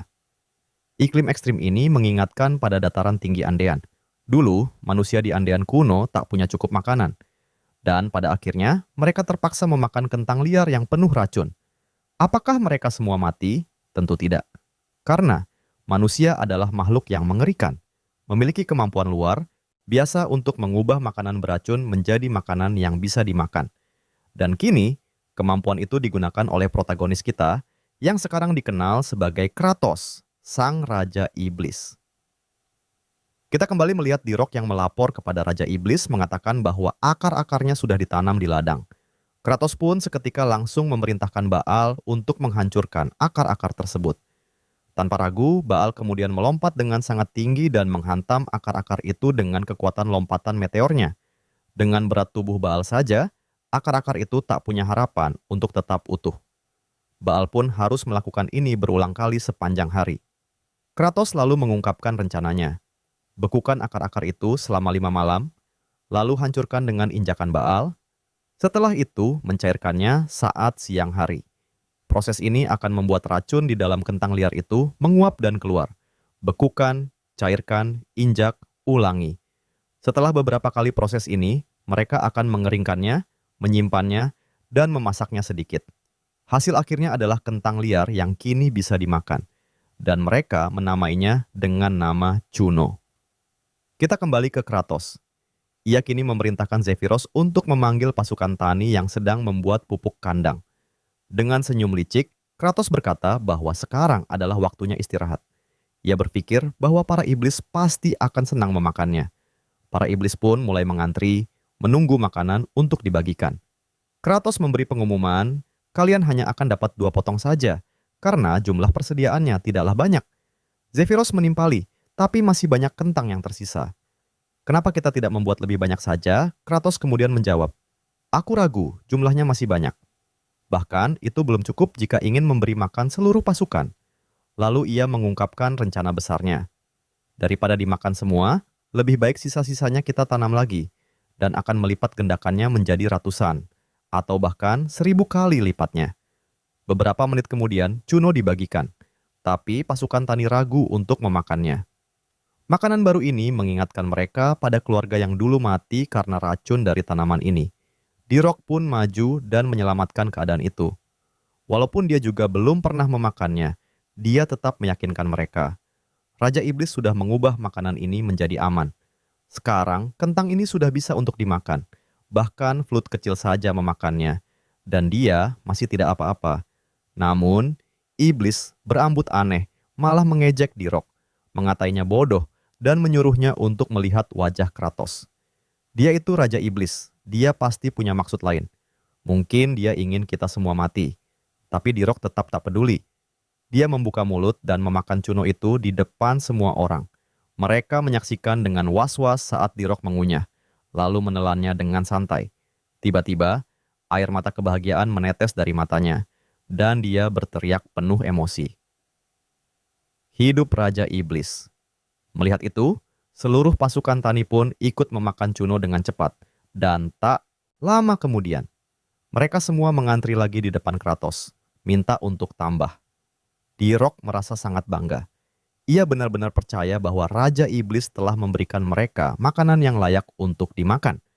Para iblis kemudian berbaris dengan sangat antusias, serasa jadi pengikut fanatiknya. Mereka bersama-sama mengangkat tangan kiri dan meneriakkan, "Hip hip Kratos, hip hip Kratos." Sedangkan Kratos terlihat sedikit kecewa mendengar yel-yel itu. Ia berpikir kalau slogan itu terdengar seperti slogan tablet pencerna buang air besar. Jadi ia berniat untuk menggantinya nanti. Sementara itu, Zephyros menatap Kratos dan merenung. Wajah Raja Iblis kami seolah penuh keyakinan bahwa dia bisa membuat makanan layak makan tumbuh di tanah tandus ini. Ia berpikir, mungkin saja Kratos benar-benar bisa mengakhiri tragedi kelaparan ini. Tak lama, sistem muncul lagi. Sebuah bagian dari pasukan Kratos merasakan kebahagiaan karena makan makanan yang lezat. Kratos mendapatkan tambahan 50 happy points karena berhasil memberi makan 50 anggota pasukan tani. Total happy points Kratos kini menjadi 51. Kratos tersenyum kecil melihat notifikasi itu. Merasa senang dengan jumlah poin yang baru didapatnya. Dengan itu, mungkin ia bisa memperkuat dirinya sedikit. Tapi ia masih bingung ingin upgrade stat yang mana dulu. Jadi, ia akan mengumpulkan lebih banyak poin terlebih dahulu. Saat Kratos berpikir untuk membagi tenaga kerja antara tim pupuk dan tim pengumpul kentang, Zephyros tiba-tiba langsung memanggil perhatian pasukan tani. Zephyros memiliki ide. Ia berkata pada semua pasukan, bagaimana kalau kita umumkan ke seluruh desa bahwa makanan ini sekarang bisa ditanam di tanah ini? Ia pun membuat sistem insentif. Iblis yang menemukan kentang liar akan mendapat kupon makanan yang nantinya tiket itu bisa ditukar dengan Juno. Pasukan pun seketika bersorak senang. Sementara Kratos menatap Zephyros dan berpikir, iblis ini memang menyebalkan, tapi ternyata otaknya pintar juga. Dia adalah salah satu jenderal yang paling membantu. Di luar dugaan, para iblis di desa maupun di kota telah mulai dengan patuh menggali semua kentang. Sementara itu, si pencampur pupuk Sirgi dan si pembuat hujan buatan Hartok masih terus menjalankan tugas baru mereka. Terakhir, ada Azurat yang masih terikat. Kratos sedang memindahkan posisi gantungannya setelah menemukan lokasi yang paling optimal. Dan setelah semuanya siap, Kratos mulai menyambar Azurat dengan petir seperti biasa. Sang protagonis kita benar-benar bekerja keras untuk menghasilkan nitrogen. Ia berpikir bahwa karena pupuk mereka sekarang sudah cukup, saatnya lanjut ke tahap berikutnya, menyebarkan pupuk secara merata ke seluruh ladang. Namun ladangnya terlalu luas. Terlalu luas bagi regu pertanian yang hanya bertahan hidup dengan beberapa butir cuno untuk menanganinya. Azurat lalu memanggil perhatian Raja Iblis dan memohon agar ia dibunuh saja. Tapi si protagonis kita sama sekali tak meliriknya, hanya menyetrumnya lagi agar Azurat diam dan tak mengganggunya. Dalam pikirannya, Kratos tidak akan membunuh seseorang yang masih bisa berfungsi dengan baik meski kelaparan. Apalagi, berkat skill regenerasi Azurat, nitrogen gratis akan selalu didapatkannya. Kratos masih mencari solusi untuk ekspansi ladang mereka. Ia bertanya-tanya apakah dia benar-benar harus menunggu bala bantuan. Sebelumnya, dia sudah memerintahkan Zephyros untuk mengirim permintaan pasukan ke para Demon Lord lainnya. Zephyros pun menjawab jika ia telah melakukannya. Ia memerintahkan mereka untuk menghentikan serangan dan menyediakan sebanyak mungkin pasukan untuk bagian pertanian. Zephyros mengirim surat itu ke semua pemimpin wilayah di setiap zona. Namun, sampai saat ini belum ada satupun yang membalas. Mendengar itu, Kratos jadi merasa aneh. Berpikir mungkinkah si pengantar surat sudah tumbang karena kelaparan sebelum sempat menyampaikan pesannya? Jika iya, itu akan jadi masalah besar jika mereka tidak bisa segera memperluas lahan pertanian. Sementara itu, di wilayah iblis, wilayah zona pertama yang disebut tebing orang mati. Terlihat seorang pelayan yang sedang berlutut kepada tuannya dan melaporkan bahwa menurut para pengintai, Raja Iblis Kratos benar-benar telah mulai bertani. Dan sepertinya mereka sudah berhasil membuat makanan yang bisa dimakan. Sang penguasa wilayah ini menghela nafas dan berkomentar bahwa Kratos melakukan semua ini karena takut padanya. Penguasa itu akan menjadi lebih kuat setiap kali ada iblis yang mati. Ia menambahkan bahwa Kratos menghentikan perang dan mengurangi jumlah iblis yang mati karena kelaparan agar kekuatannya tidak bertambah. Orang tua ini adalah penguasa wilayah bintang 1 atau zona pertama bernama Sarutul. Ia juga dikenal sebagai ayah para orang mati. Terungkap juga bahwa pelayannya telah mengurus semua pengantar surat yang dikirim ke wilayah bintang lainnya. Artinya, tak ada satupun wilayah lain yang mendapat kabar kecuali mereka. Sarutul bersikeras bahwa semua iblis harus mati kelaparan. Hanya dengan begitu, mereka bisa menjadi makanannya. Ia juga berniat akan menyingkirkan Kratos dan akan menjadi raja iblis selanjutnya. Ia menyatakan perang dan memerintahkan asistennya Pikamir untuk menghancurkan semua hal yang berkaitan dengan pertanian yang telah dilakukan Kratos. Pikamir pun sangat bersemangat menerima tugas ini. Kembali ke Azurat, si penangkap petir nomor 1, ia terlihat menggigil saat angin dingin menerpa seluruh tubuhnya. Pikamir pun memperlihatkan dirinya. Ia mengomentari betapa kejamnya Kratos karena menjadikan Azurat semacam mayat hidup sebagai contoh bagi yang lain. Ia mengatakan pada Azurat agar tidak khawatir karena Tuan Sarutul menyukai sikap agresifnya dan ia akan menerima Azurat sebagai bawahannya setelah Kratos mati. Pikamir lalu memanggil pasukan pribadi miliknya, yaitu para Uraid. Ia memerintahkan mereka untuk menghancurkan tanah tandus itu sampai tidak bisa digunakan lagi. Para Uraid sangat senang dan langsung melaksanakan perintahnya. Salah satu dari mereka melihat pupuk yang tergeletak dan Pikamir yang bodoh malah memerintahkan mereka untuk menyebarkan pupuk itu ke seluruh ladang sambil tertawa puas dan berkata, mereka mungkin akan mencoba mengumpulkannya kembali. Jadi sebarkan kemana-mana dan tutupi dengan seluruh tanah. Para Uraid pun mencampur pupuk itu sampai tidak terlihat lagi satu pun yang tersisa. Pikamir terus tertawa jahat, sementara Azurat hanya menatapnya dengan ekspresi kosong dan menghela napas. Ia teringat saat Kratos mengatakan pada Zephyros bahwa pupuk harus dihancurkan halus dan dicampur ke tanah. Itu adalah pekerjaan yang sulit dan tidak mungkin petani mereka dapat menanganinya. Dan sekarang justru musuh mereka yang menyelesaikan tugas itu. Pikamir sama sekali tidak tahu bahwa ia sedang menyelesaikan satu pekerjaan penting milik Kratos. Sebenarnya apa yang sedang mereka lakukan, ucap Azurat dalam hati dengan ekspresi penuh kebingungan. Keesokan harinya, tepat saat matahari hendak terbit, terlihat salah satu Uraid yang sedang duduk, ia berkomentar bahwa tugas ini seolah tak ada habisnya. Tapi rekan-rekan Uraid lainnya masih bekerja keras mencampur pupuk kandang. Ia bahkan dimarahi dan disuruh berhenti bermalas-malasan. Mereka semua berpikir bahwa jika ada bagian yang terlewat dan tidak tergarap, Raja Iblis Kratos pasti akan mengubahnya menjadi lahan pertanian lagi. Uret yang malas itu kemudian bertanya kepada Uret nomor 2719, kenapa dia hari ini bekerja begitu giat, padahal biasanya dia yang paling malas. Nomor 2718 mengakui hal itu, tapi entah kenapa hari ini terasa berbeda. Ia memandang lahan yang telah digarap dan berkata bahwa saat melihat semua hasil kerja mereka, ia merasa bangga, seperti telah melakukan sesuatu yang produktif. Uret yang malas itu jadi terdiam, lalu mendecakkan lidahnya dan berkata pada nomor 2718, dasar bodoh. Tapi tiba-tiba dia pun mulai mencangkul tanah lagi. Karena mulai hari ini, dia juga ingin menjadi bodoh. Tak kusangka Urait bisa terinspirasi oleh sesama Urait.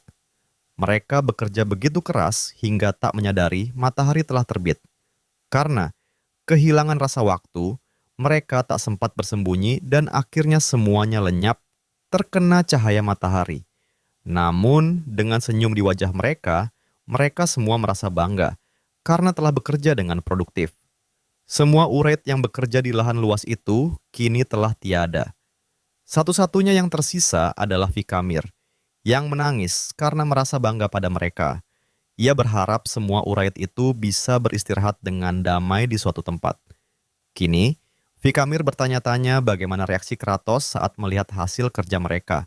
Sementara itu, di dalam lumbung tempat penyimpanan kentang, terdengar Kratos yang berkata bahwa mengolah ladang ternyata memakan waktu lebih lama dari yang ia perkirakan.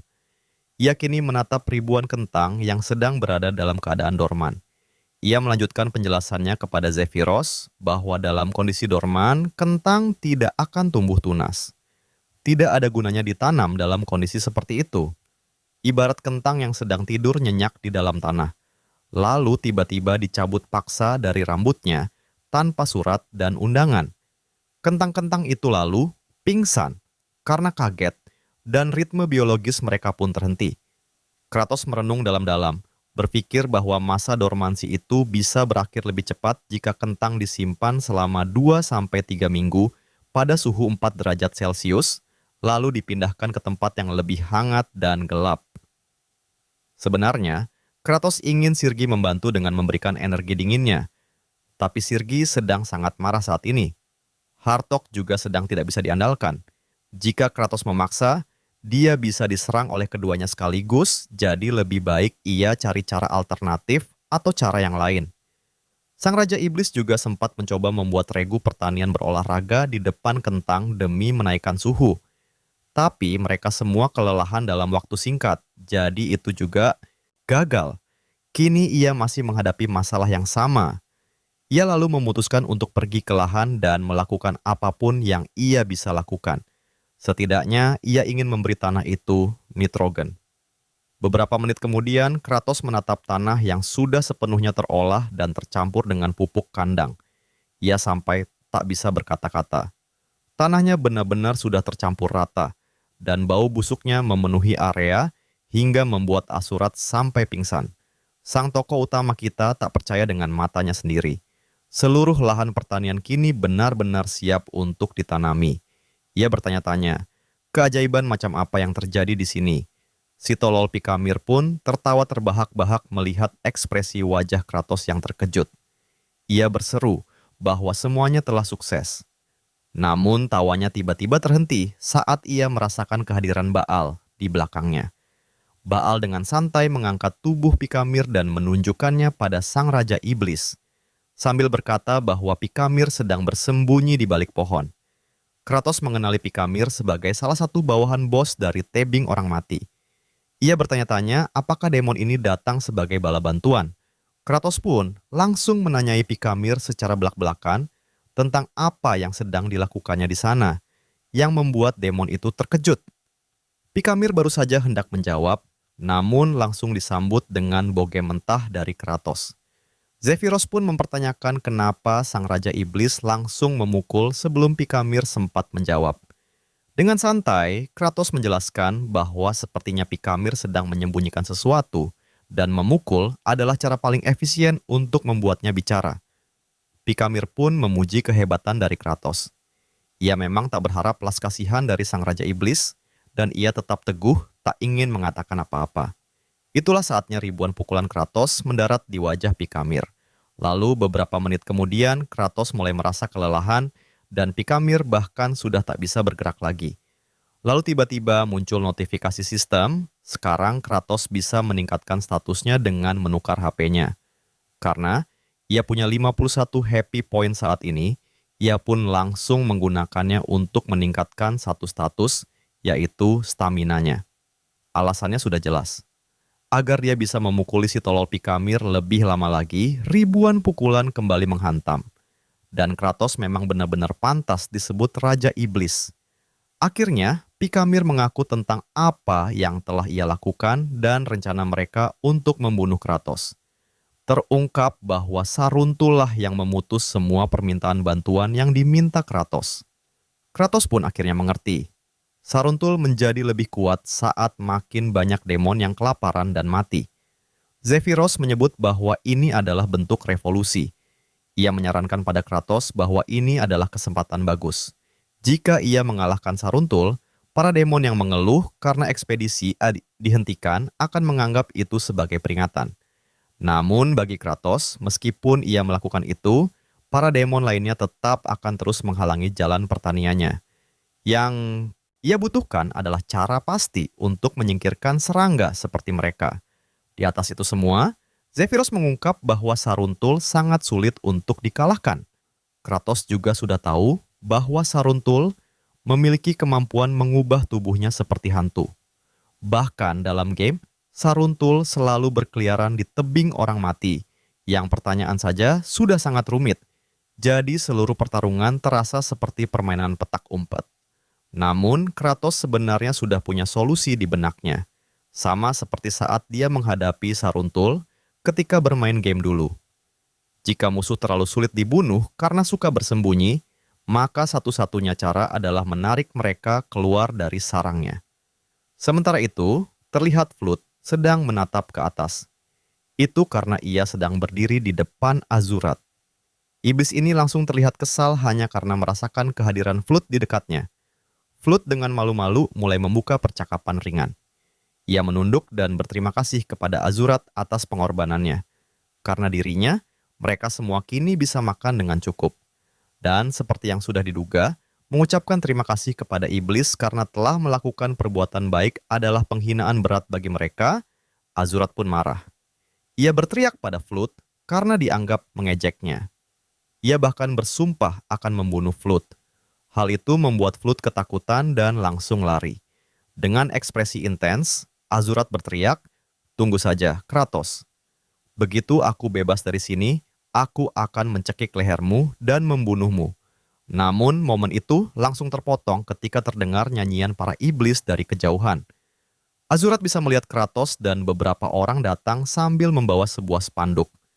Saat spanduk itu terlihat jelas, tertulis di sana, "Selamat atas pemilihan Lightning Rod 12." Dan bersama mereka, Pikamir tampak sedang diikat pada kayu seperti Azurat. Para bajingan itu menyanyi seakan sedang menyambut anggota baru dalam divisi pertanian. Regu pertanian pelan-pelan memang mulai bertambah personil. Azurat pun bingung. Apa maksud dari penangkal petir kedua? Tapi kemudian matanya mulai berkaca-kaca saat ia berpikir bahwa mungkin sekarang ia akan dibebaskan. Akhirnya, aku tidak harus jadi ayam panggang lagi siang malam, pikirnya dengan harapan. Namun, beberapa saat kemudian, Pikamir justru ditempatkan di tiang sebelahnya, dan tak ada satupun yang mencabut Azurat dari tiangnya.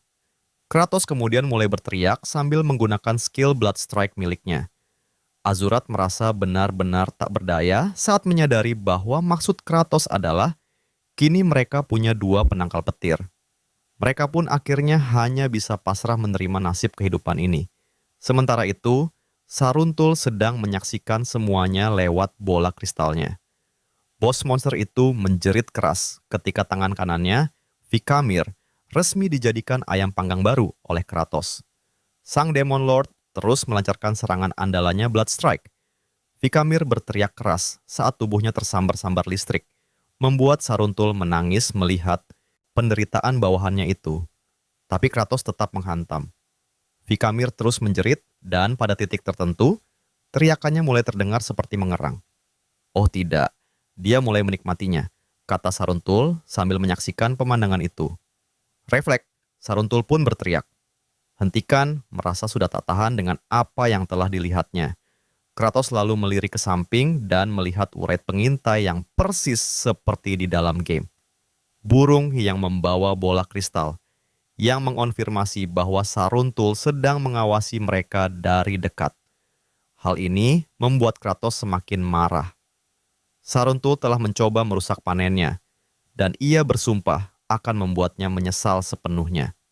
Keesokan harinya, terlihat Flut yang sedang menggali tanah, dan Azurat memperhatikannya dengan rasa heran. Ia melihat tangan Flut yang kasar dan penuh kapalan. Ayam panggang itu pun bertanya apa yang sedang dilakukan gadis itu. Flut pun menjawab bahwa Raja Iblis, 4 jenderal surgawi, dan semua orang dewasa bekerja keras bertani, jadi dia juga ingin membantu dengan caranya sendiri. Azurat mengomentari bahwa dia hanya iblis rendahan yang bodoh. Ia juga menunjuk pada si bodoh yang ada di sampingnya, yang tidak lain adalah Vikamir, dan berkata bahwa orang itu sudah mencangkul ladang. Ia menyarankan Flut untuk melakukan sesuatu yang lebih berguna. Mendengar itu, Flut menjadi senang. Ia berterima kasih kepada Vikamir karena telah mencangkul tanah, dan juga karena sudah menjadi penangkal petir untuk mereka. Vikamir tersentuh dan menyebut Flut adalah anak yang baik dan imut. Ia berkata bahwa semua kerja kerasnya jadi terasa tidak sia-sia. Azurat, tentu saja, menyela dengan sinis dan mengatakan bahwa Vikamir sudah mulai tidak waras. Ia mengejek mereka semua karena berusaha bercocok tanam di tanah tandus itu. Ia bahkan menyindir bahwa kentang yang mereka tanam tidak akan menunjukkan tanda-tanda tumbuh. Ia menyatakan bahwa jika mereka menyimpan kentang di tempat yang hangat, tunasnya akan tumbuh lebih cepat. Kalau tidak, mereka semua akan mati kelaparan.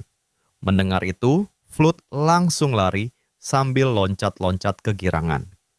Azurat hanya menggeleng, meyakini bahwa iblis rendahan seperti dia tidak akan bisa melakukan apa-apa.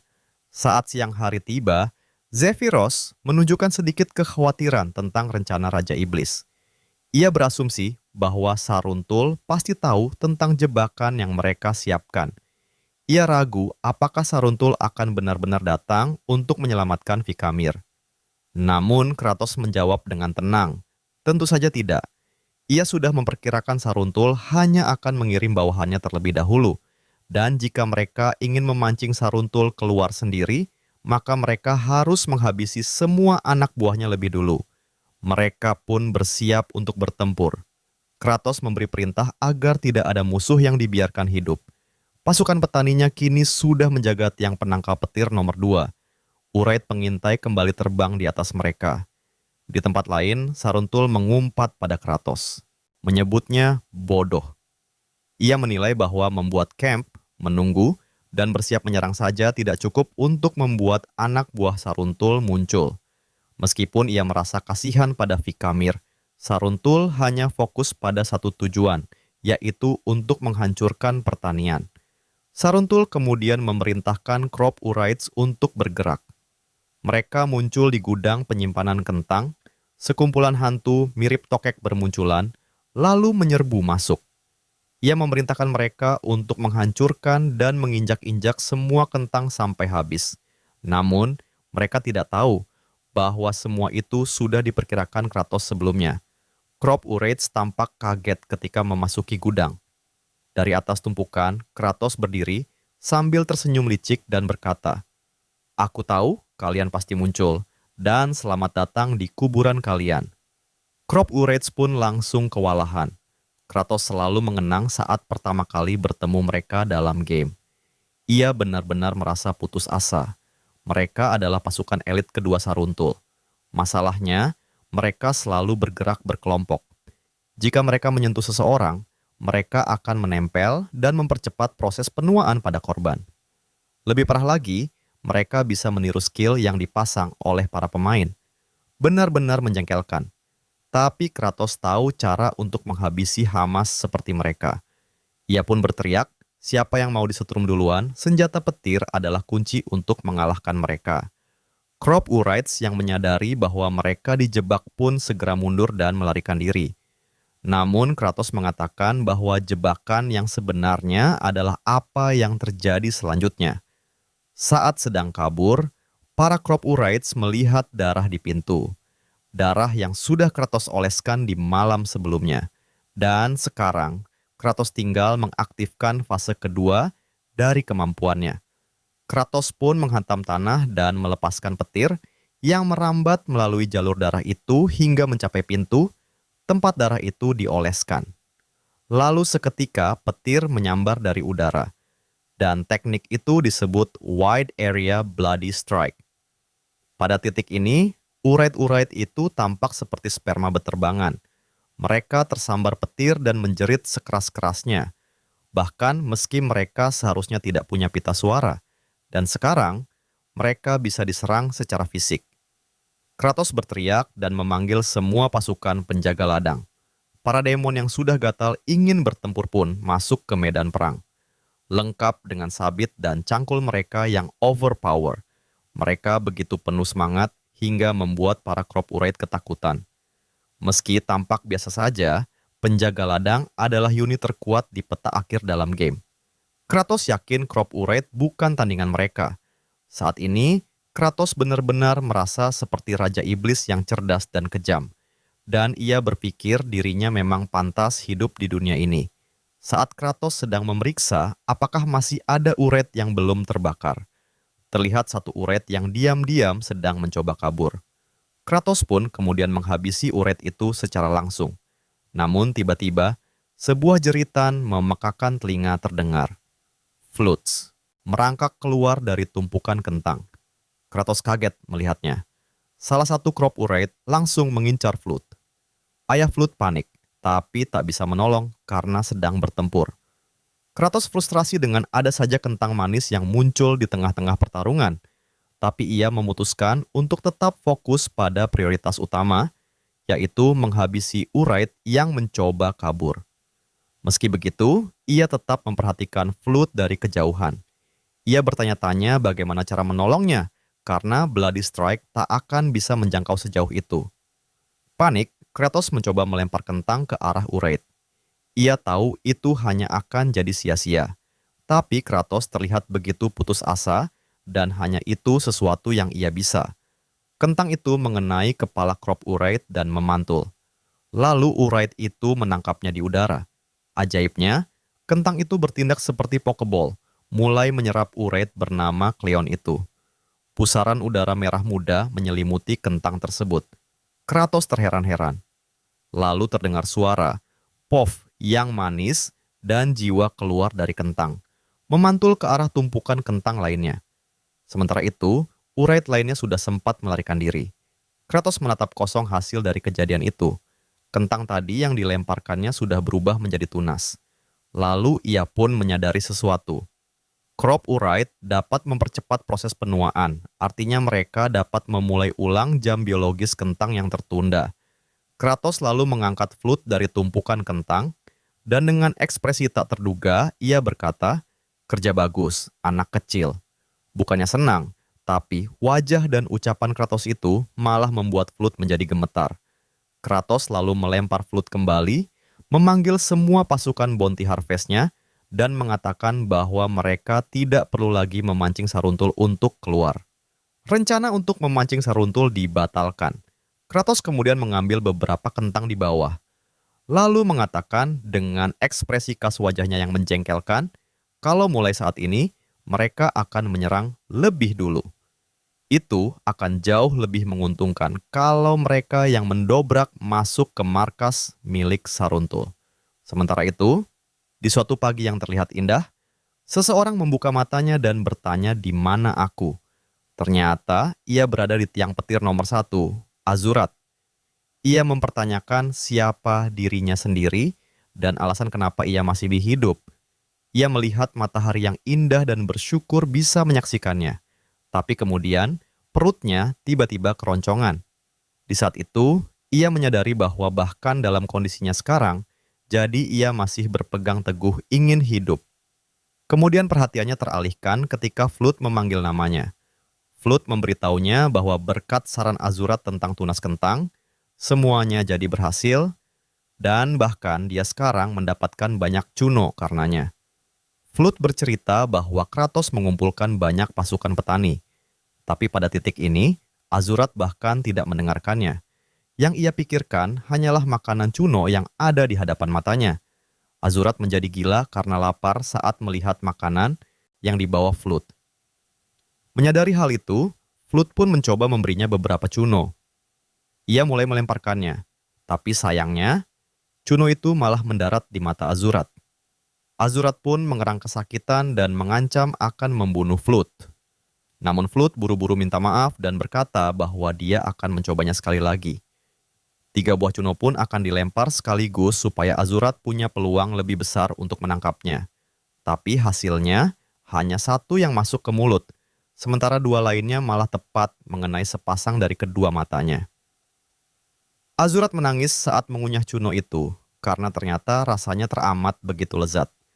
Di saat bersamaan, Kratos tiba-tiba mendapat notifikasi dari sistem. Sebagian dari pasukan iblis Anda merasakan bahagia pada tingkat maksimal. 1 HP telah diperoleh, dan total HP sekarang adalah 302 HP. Kratos pun kebingungan melihat itu. Ia menghitung, termasuk rekrutan baru dari pasukan tani sebelumnya yang menerima cuno, itu berarti ada 300 iblis dan 1 diantaranya adalah si anak kecil. Ia pun bertanya-tanya, siapa 1 orang lainnya? Namun Kratos tidak terlalu mempermasalahkannya. Baginya, semakin banyak HP, maka akan semakin baik.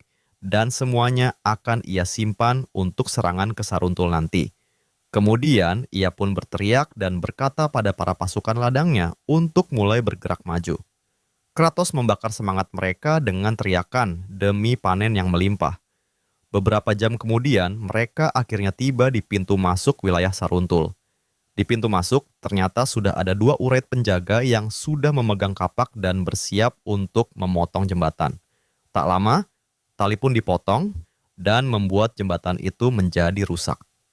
Para urait itu kemudian mengejek Kratos dan para iblis lainnya sambil berkata, "Sekarang mau apa kalian tanpa jembatan?" Tapi hal tak terduga terjadi. Sang Raja Iblis dengan gagah berani langsung melompat ke sisi seberang. Para urait awalnya panik, tapi kemudian mereka sadar jika lompatannya itu kurang jauh dan Kratos kini terlihat sedang jatuh bebas. Para urait tertawa terbahak-bahak karena mengira jika Kratos benar-benar sangat bodoh. Namun tawa mereka seketika langsung terhenti saat mereka melihat bagian tubuh Kratos menyatu dengan dinding. Pantatnya kini nongol lagi. Ultimate Glitch telah diaktifkan. Para urait tak bisa menahan diri saat melihat itu. Mereka bahkan sampai tersipu malu. Kratos lalu mulai membalikkan tubuhnya, kemudian berputar lagi, dan tetap memperlihatkan pantatnya. Dia perlahan merayap ke atas sambil menampilkan ekspresi matanya yang menyeramkan. Dengan beberapa gerakan bolak-balik, sang Raja Pantat akhirnya berhasil untuk naik. Para urait pun langsung kabur sambil mengeluh jijik dan geli melihat semua itu. Kratos lalu menunjuk ke arah Zephyros. Itu adalah isyarat untuk melanjutkan rencana mereka. Zephyros pun mengangguk pelan, dan Kratos mulai berlari untuk masuk ke dalam wilayah musuh. Sesuai rencana briliannya, urait pemakan makanan seharusnya takut dengan kentang. Tapi kalau dia masuk sendirian dan tanpa senjata, besar kemungkinan mereka akan tertarik dengan umpannya. Dan benar saja, Saruntul pun memerintahkan para urait untuk menyerang. Karena sang Raja Iblis datang sendirian dan tanpa membawa kentang terkutuk itu. Bahkan hanya dengan menyentuh Kratos pun, itu sudah dipastikan akan menjadi kemenangan bagi mereka. Saat para urait mulai menyerbu, Kratos menggunakan jurus rahasia, Quantum Light Move, jurus Glide Hells yang benar-benar ia beri nama keren sendiri. Tubuhnya kembali menyatu dengan dinding, pantatnya nongol lagi, lalu dalam sedetik ia telah menghilang seketika. Para urait berkomentar bahwa gerakan Kratos begitu aneh dan menyeramkan. Bahkan mereka bertanya-tanya sejak kapan Raja Iblis jadi bisa untuk menembus tembok. Saat para Ureid merasakan keberadaannya lagi, mereka pun langsung mencoba untuk menangkapnya. Mereka hanya berpikir, jika bisa menyentuh sedikit saja tubuh Kratos, maka kemenangan ada di tangan mereka. Tapi sang Raja Iblis selalu saja kembali lenyap dalam sekejap. Di sisi lain, ternyata ini adalah ke-19 kalinya Kratos melakukan glitch itu. Kini dia sudah melihat seluruh sudut peta dari markas Saruntul. Rencananya, Kratos akan menyapu setiap zona di mana para Ureid pernah muncul di dalam game, lalu mengumpulkannya ke suatu tempat. Singkat cerita, kini Kratos telah berdiri di tengah ruangan yang besar, dikelilingi oleh para Ureid pemakan makanan yang siap menyerbunya. Ia menarik napas dalam-dalam. Para Ureid mengira bahwa meskipun Kratos adalah Raja Iblis, tapi kini dia terlihat mulai kelelahan dan telah mencapai batasnya. Tapi Kratos dengan tenang menjawab, jika dia yang sebenarnya bukanlah Raja Iblis, melainkan player veteran level tertinggi. Di saat itu juga, Zephyros mulai berteriak dengan keras dan memberikan perintah, kentang, tumbuhkan mereka. Seketika, para penjaga ladang mulai muncul dan melemparkan Pokeball yang teramat banyak. Kentang-kentang itu pun menghantam para Ureid anak buah dari Saruntul dan langsung menghisapnya, menjadikan kentang-kentang itu seketika menjadi bertunas. Kratos sendiri masih berdiri dengan gagah di sana, menyambut kebangkitan tunas-tunas kentangnya yang sebentar lagi akan mulai mereka tanam. Pada awalnya, Zephyros masih ragu dengan rencana mereka, tapi kemudian ia menyadari bahwa para Raja Iblis memang tepat lagi kali ini. Sebelumnya, Kratos memberitahu Zephyros bahwa saat Kratos memancing para Ureid ke satu tempat, Zephyros akan memimpin para penjaga ladang untuk terus mengikuti peta. Zephyros melihat peta dari saluran air kuno yang terlantar. Di peta itu tampak buntu, seolah tidak ada apa-apa di sana. Tapi Kratos tersenyum dan menjawab, jika ada sesuatu di sana. Itu adalah jalan, rahasia yang ia temukan saat melarikan diri dari tebing kematian, tepat sebelum mencapai peta terakhir. Saat itu, ia menjelajahi area sekitar dan menemukannya. Awalnya, ia mengira tempat itu hanya latar belakang biasa karena tampak kosong. Namun ia melihat tekstur yang berbeda pada temboknya. Saat ia menebas tembok itu, tembok tersebut ternyata bisa dibuka. Terowongan itu adalah jalan rahasia menuju koridor. Pertarungan pertama protagonis kita dengan Saruntul di dalam game. Awalnya, MC kita bingung kenapa dia tidak bisa masuk selama ini. Tapi ternyata dia baru bisa masuk setelah membersihkan area sekitar. Jika dalam game, di sana juga ada tempat yang bisa untuk mendapatkan Elixir of Transfiguration. Sebuah eliksir yang siapapun mengonsumsinya, maka ia bisa berubah bentuk satu kali, yang itu dapat mencerminkan keinginan terdalam dari si pengguna. Kembali ke masa kini, para penjaga ladang bersorak kegirangan saat mereka berhasil mengumpulkan kentang yang sudah bertunas. Itu artinya mereka bisa menanamnya sekarang. Ayah Flut terpikirkan putrinya, dan bagaimana mereka akhirnya bisa hidup dan makan dengan layak. Namun, saat melihat kegembiraan itu, ekspresi Kratos malah berubah jadi serius. Ia teringat pada masa lalunya saat kelaparan. Saat itu, seorang nenek memberinya makanan, dan menjanjikan makan malam yang layak jika ia bisa menunggu sedikit lebih lama. Namun, hal berikutnya yang diingat protagonis kita hanyalah suara ambulans. Kratos memasang ekspresi getir pada wajahnya, kemudian ia mengatakan dengan perasaan yang membara, siapapun yang mencoba menghalangi kami untuk dapat makanan dengan baik, maka mereka akan dihancurkan sepenuhnya. Saat Kratos hendak beranjak pergi, tiba-tiba dari arah belakang Baal, memanggil nama Raja Iblis. Ia mengatakan jika Saruntul itu cukup kuat, jadi ia juga ingin membantu Kratos untuk melawannya. Namun Kratos meminta Baal untuk memindahkan kentangnya saja, karena untuk urusan bertarung, itu adalah kewajiban dari seorang pemimpin. Kemudian kita melihat Saruntul yang sedang memuji dan menyembah roh agung Hathis. Ia berdoa agar bisa mengikat dan mengalahkan lebih banyak roh dengan kekuatan dingin yang dahsyat, serta memohon agar diberikan lebih banyak pasukan dan juga kekuatan. Namun tiba-tiba, Kratos muncul dan langsung menendangnya dengan sangat keras, membuat Saruntul terjerembab ke tanah, memegangi hidungnya, terkejut dan bertanya-tanya kenapa Kratos bisa tahu tempat rahasianya. Tapi Kratos hanya menjawab dengan ekspresi khas Raja Iblisnya. Jika itu bukanlah urusan dari Saruntul, dan bagi Kratos sendiri, sekarang adalah waktunya untuk memusnahkan hama. Saruntul menatap tajam ke arah Kratos, lalu mengejeknya bodoh, bertanya, apakah dia benar-benar datang sendirian dengan harapan bisa mengalahkannya. Saat itu juga, tubuhnya mulai berubah bentuk menjadi sesuatu yang lain. Ia memperingatkan pada Kratos bahwa lawannya selama ini belum pernah melihat kekuatan sejatinya. Tapi lawannya, Kratos, dalam hati, mengatakan bahwa dia justru sudah melihatnya. Malahan dia sudah melihatnya sebanyak 19 kali saat ia memburu Saruntul yang terus melarikan diri melalui tebing-tebing. Dalam pengejaran itu, MC kita terus-menerus bertemu dengan anak buah Saruntul. Tapi pada akhirnya, semua pasukan penjaga tebing berhasil MC kita habisi satu persatu. Saruntul lalu kabur dan masuk ke dalam sebuah ruangan, tempat di mana jantung dari roh es berada. Sebuah artefak mengerikan yang konon diciptakan oleh seekor naga kuno dengan mengorbankan nyawanya sendiri. Benda itu menyimpan hawa dingin yang membekukan dan menjebak roh-roh mati di dunia ini. Saruntul mencoba memanggil lebih banyak pengikut menggunakan kekuatan dari jantung roh es itu. Tapi tepat pada waktunya, sang paladin muncul dan pertempuran terakhir pun dimulai. Di momen itu, Saruntul menggunakan kemampuan aslinya. Masih dalam proses Saruntul yang berubah bentuk di udara, dia berkata pada Kratos bahwa karena Kratos sangat kuat, maka ia terpaksa harus melakukan ini agar bisa memastikan kalau dirinya akan menang dalam pertarungan ini. Lalu tubuhnya pun berubah, menjadi sosok yang sangat mirip dengan Kratos itu sendiri. Kita pun akhirnya tahu bahwa Saruntul juga punya kemampuan menyalin dengan sempurna semua statistik dan bentuk dari lawannya. Ia berubah menjadi versi identik dari Kratos. Ini adalah tahap akhir, endgame.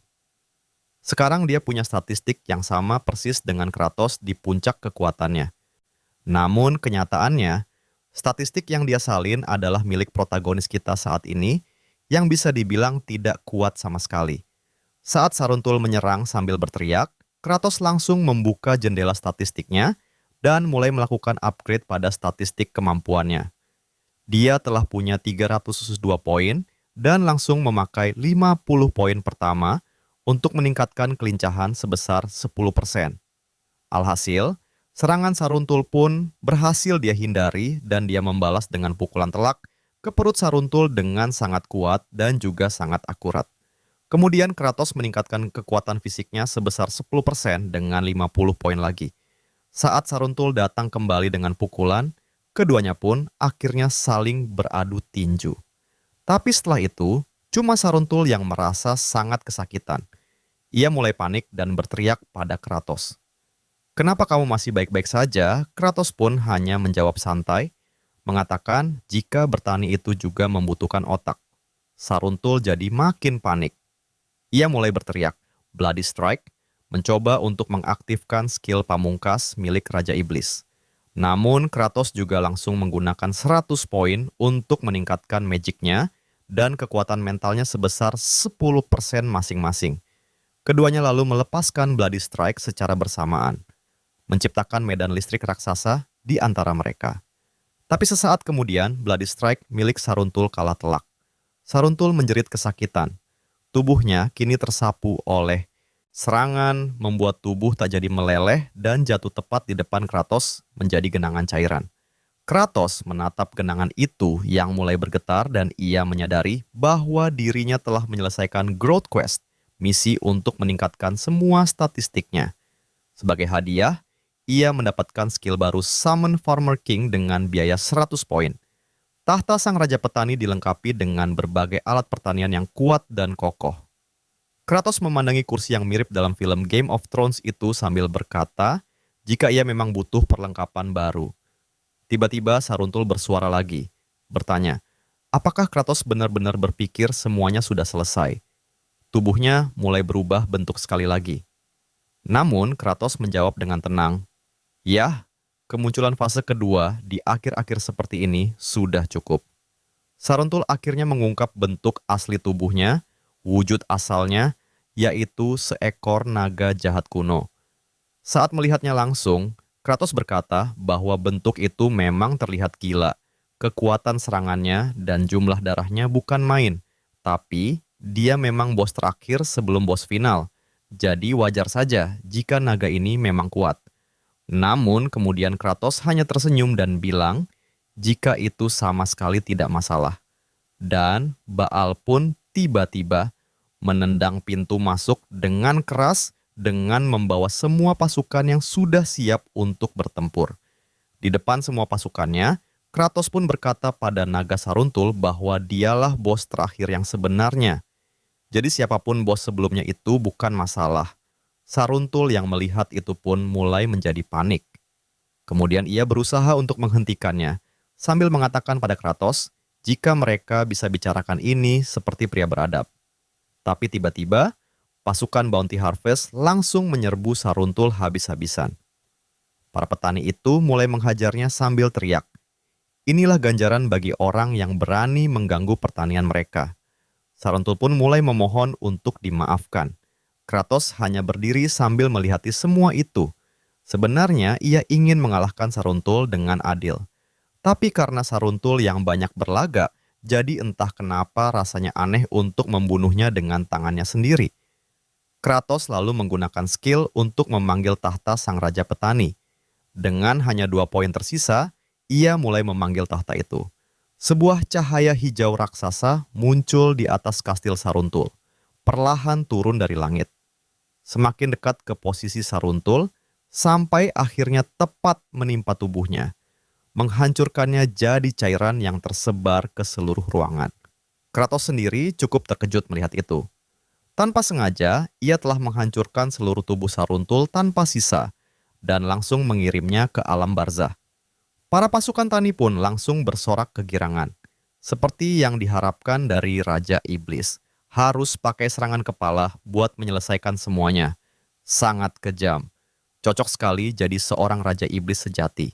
Kratos tambah bingung, saat tiba-tiba semua orang bersorak menganggap dirinya sangat hebat. Tapi ya sudahlah, dia pun juga ikut mengangkat tangannya tinggi-tinggi sambil teriak dengan keras, merayakan semua kemenangan itu. Kembali ke tempat para batang-batang penangkal petir, Pikamir merasakan ada sesuatu yang berbeda dengan dirinya. Saat wujudnya mulai menghilang, ia berpamitan pada Azurat jika ia akan pergi duluan ke alam baka. Azurat pun hanya diam sambil melihati semua ladang yang sekarang sudah siap untuk digarap. Tunas-tunas kentang juga sudah bermunculan dengan indah, dan hama yang mengancam panen juga telah disingkirkan. Jadi, sekarang adalah waktunya Kratos dan para petani untuk segera pulang dan mulai bekerja dengan sungguh-sungguh. Namun, baru saja berjalan beberapa langkah, kristal roh es tiba-tiba saja mulai bergetar. Kratos bingung saat sebuah jendela status muncul dan menyatakan, misi mengalahkan Saruntul di tebing orang mati sebanyak 20 kali telah selesai. Kratos bertanya-tanya, apa itu juga termasuk 19 run yang dilakukannya di dalam game dulu? Tapi kemudian tertulis bahwa sebagai hadiah, sebuah event tersembunyi telah terpicu. Kekuatan asli yang telah terperangkap dan disalahgunakan di dalam hati Rockes kini telah terbangkitan. Sebuah aura es pun mulai keluar dari dalam kristal yang sedikit sudah terbuka. Melihat itu, Kratos selalu mendekatinya sambil bergumam. Apalagi ini, tiba-tiba, dari dalam kristal itu muncul seekor bayi naga kecil berwarna biru, membuat Kratos yang melihatnya merasa sedikit kaget. Naga kecil itu juga menatap Kratos dengan tatapan matanya yang lebar. Kemudian dengan sedikit memiringkan kepala dan tersenyum. Tibon, ucap kali pertama naga kecil itu pada Kratos yang ada di depannya. Saat Kratos mendekatinya, naga kecil itu bertanya pada Kratos dengan suaranya yang lirih. Apa makhluk satu ini adalah ayahku? Kratos mengulurkan tangannya, mengangkat naga itu ke udara, membuatannya merasa sangat senang dan mengeluarkan suara yang lucu. Naga kecil itu lalu bilang bahwa dia baru saja menetas. Sebelumnya, semuanya terasa begitu gelap dan menakutkan. Tapi sekarang, ayah akhirnya datang dan menemukannya. Kratos mulai tersenyum dengan sangat hangat, lalu mengatakan jika naga kecil itu benar-benar terlihat sangat imut dan manis. Namun lagi-lagi, senyuman itu membuat si naga terlihat sangat ketakutan sampai mulai gemetar. Saat mereka mulai berjalan pulang, para pasukan petani bersorak riang jika mereka akan pulang dan akan segera menyantap makanan naga bakar. Naga kecil yang mendengar itu hanya bisa menangis di pangkuan Kratos. Tapi Kratos buru-buru menghentikan sorakan itu dan berkata, "Dasar bodoh. Kalian semua harus membesarkannya terlebih dulu. Baru kalian nanti akan bisa mendapatkan lebih banyak daging." Naga kecil itu dengan mata yang berkaca-kaca lalu bergumam, "Jadi ayah dari awal memang sudah berencana untuk memakanku." Kratos kemudian melihat ke arah depan.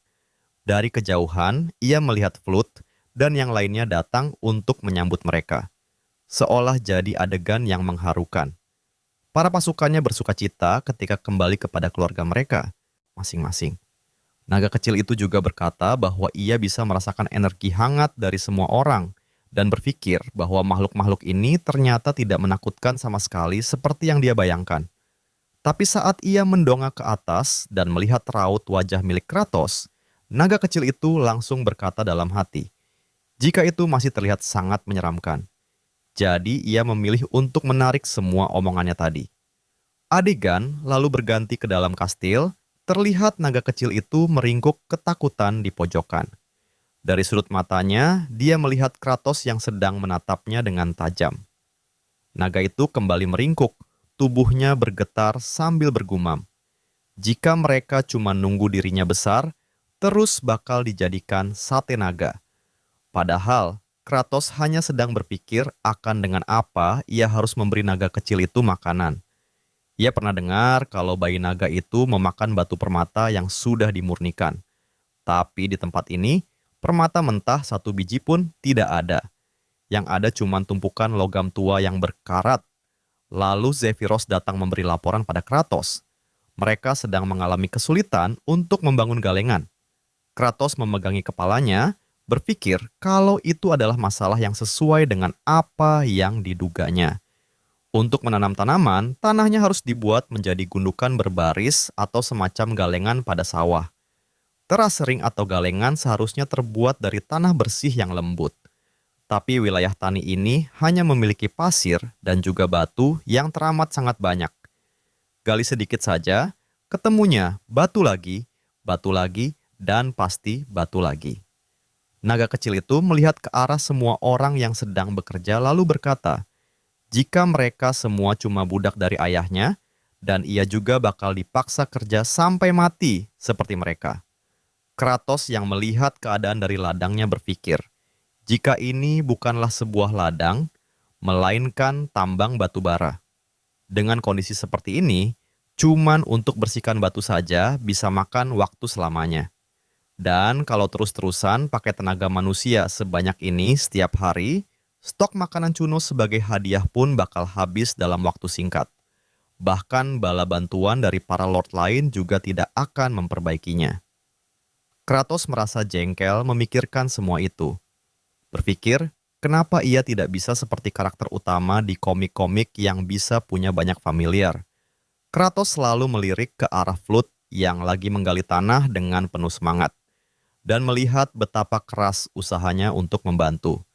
Dan saat itulah Kratos sadar jika ia harus berhenti untuk merengek dan secepatnya mendapat solusi. Namanya juga bertani, kadang dipenuhi oleh sesuatu rintangan yang tak terduga. Namun, setiap kali satu masalah kelar, pasti akan selalu muncul masalah baru.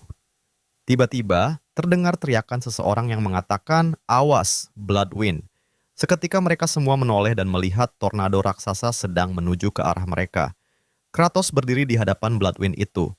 Wajahnya tampak pucat dan kesal, karena selama ini ia lupa dengan satu masalah besar ini. Padang tandus. Ini ternyata kadang memunculkan angin tajam secara acak. Dan kalau sampai masuk ke dalamnya, tubuhmu bakal dicincang jadi potongan-potongan dalam sekejap. Kratos kemudian langsung teriak. Semuanya berlindung, cari batu besar, atau sembunyi di bawah sesuatu yang kuat. Semua orang pun sudah mulai berlari dari tadi, berusaha untuk menyelamatkan diri mereka masing-masing. Kratos berkata bahwa bahkan dari jarak sejauh ini, tekanan anginnya sudah terasa gila banget. Apa yang dulu ia rasakan di dalam game ternyata jauh berbeda disbanding dengan aslinya. Ini benar-benar bencana alam, dan ini adalah ancaman terbesar bagi dunia pertanian. Tapi Flute, tiba-tiba ia mulai berlari ke arah yang berlawanan, dan Kratos melihatnya. Dia berlari sambil teriak memanggil nama Azurat. Dirok langsung lari ke arahnya, dan Kratos akan tidak percaya jika bocah kecil itu sungguh sangat gila untuk melakukan hal seperti itu. Kratos lalu menyerahkan si bayi naga kecil itu ke Dirok sambil memintanya untuk menjaganya, dan jika ada orang yang mau merebutnya, langsung bunuh saja mereka. Baal yang melihat Kratos berlari, ia berteriak, memperingatkan bahwa terlalu berbahaya. Kalau dia terlalu dekat dengan angin itu sama saja dengan mencari kematian. Sambil terus berlari, Kratos tahu akan semua konsekuensi yang ia lakukan. Walaupun begitu, ia juga tidak akan membiarkan tiang listriknya dan juga pekerjanya lenyap begitu saja di depan matanya. Dia juga berkata, jika bertani itu bukan kegiatan santai dan damai yang tinggal petik hasil. Ini adalah perjuangan hidup, sama saja seperti perang. Lalu kita lihat Flute sedang berusaha mencabut tiang petir yang mengikat Azurat. Azurat yang melihat itu pun langsung berteriak, meminta agar Flute lari saja dan cepat keluar dari situ. Kratos yang terus berlari dan terus mengatakan, jika bertani itu hidup dan bertahan hidup adalah perang. Saat sudah dekat, ia pun meminta Flute untuk segera minggir dari sana. Ia kemudian langsung menendang tiang itu sampai pecah berkeping-keping, membuat Azurat ikut jatuh dan mendarat tengkurap di tanah, tepat di sebelah Flute yang sedang berdiri. Angin topan itu semakin dekat dan mulai mengiris pipi dari Kratos. Tapi bukan cuma dia, Flute juga terluka di seluruh tubuhnya karena terus mencoba membuka tali yang mengikat tubuh Azurat. Azurat berteriak lagi, mengatakan jika itu adalah ikatan kuat. Bahkan salah satu dari 4 jenderal iblis saja tidak akan bisa untuk melepaskannya, dan meminta Flute untuk segera lari saja dari sana. Kratos tiba-tiba langsung memungut Flute, memegang rat salib milik Azurat dan menempatkannya di pundak. Dari kejauhan, naga kecil itu bisa merasakan kekuatan dari makhluk hidup, dan ia berkata dengan sayu, jika ayahku tidaklah sekuat itu.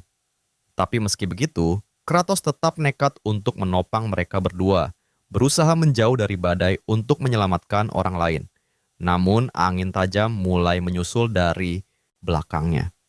Mengejar Kratos yang berlari terlalu lambat, angin itu terus melukai tubuhnya sedikit demi sedikit, membuat darah mulai mengalir keluar dari luka-lukanya. Sampai akhirnya, dia pun sudah tak kuat dan jatuh ke tanah. Tapi Kratos tetap berusaha melindungi tubuh Flute dengan tubuhnya sendiri. Dia tahu kalau Azurat bisa beregenerasi, tapi Flute tidak. Jadi dia harus melindunginya. Melihat adegan itu, si naga kecil itu pun langsung terbang ke depan sambil berteriak kalau ayahnya itu adalah makhluk yang baik hati. Dia terbang lurus ke arah badai sambil menarik nafas dalam-dalam dan berteriak. Seketika dari mulutnya keluar semburan es yang langsung menghantam angin badai tajam itu dan mulai memperlambat kekuatan dari angin tersebut. Kratos terkejut dan merasakan bahwa kekuatan angin sudah melemah. Dia mulai berpikir, apa sih naga kecil ini pakai energi dingin buat melemahkan arus udara ke atas? Namun Kratos selalu berkata, jika ini terlalu berlebihan untuk dilakukan bayi naga dan tubuhnya mulai melemah, kesadarannya perlahan memudar. Sementara badai masih terus menghantam tubuh mereka. Lalu ternyata Zephyros dan yang lain datang untuk membantu. Kita lihat Baal yang membawa Azurat, Zephyros menggendong Flute si gadis kecil, Dirok yang sangat kewalahan menggendong Kratos, dan si naga kecil yang terbang menjaga mereka dari belakang. Dan karena itu, mereka semua akhirnya bisa selamat dari kematian akibat badai itu.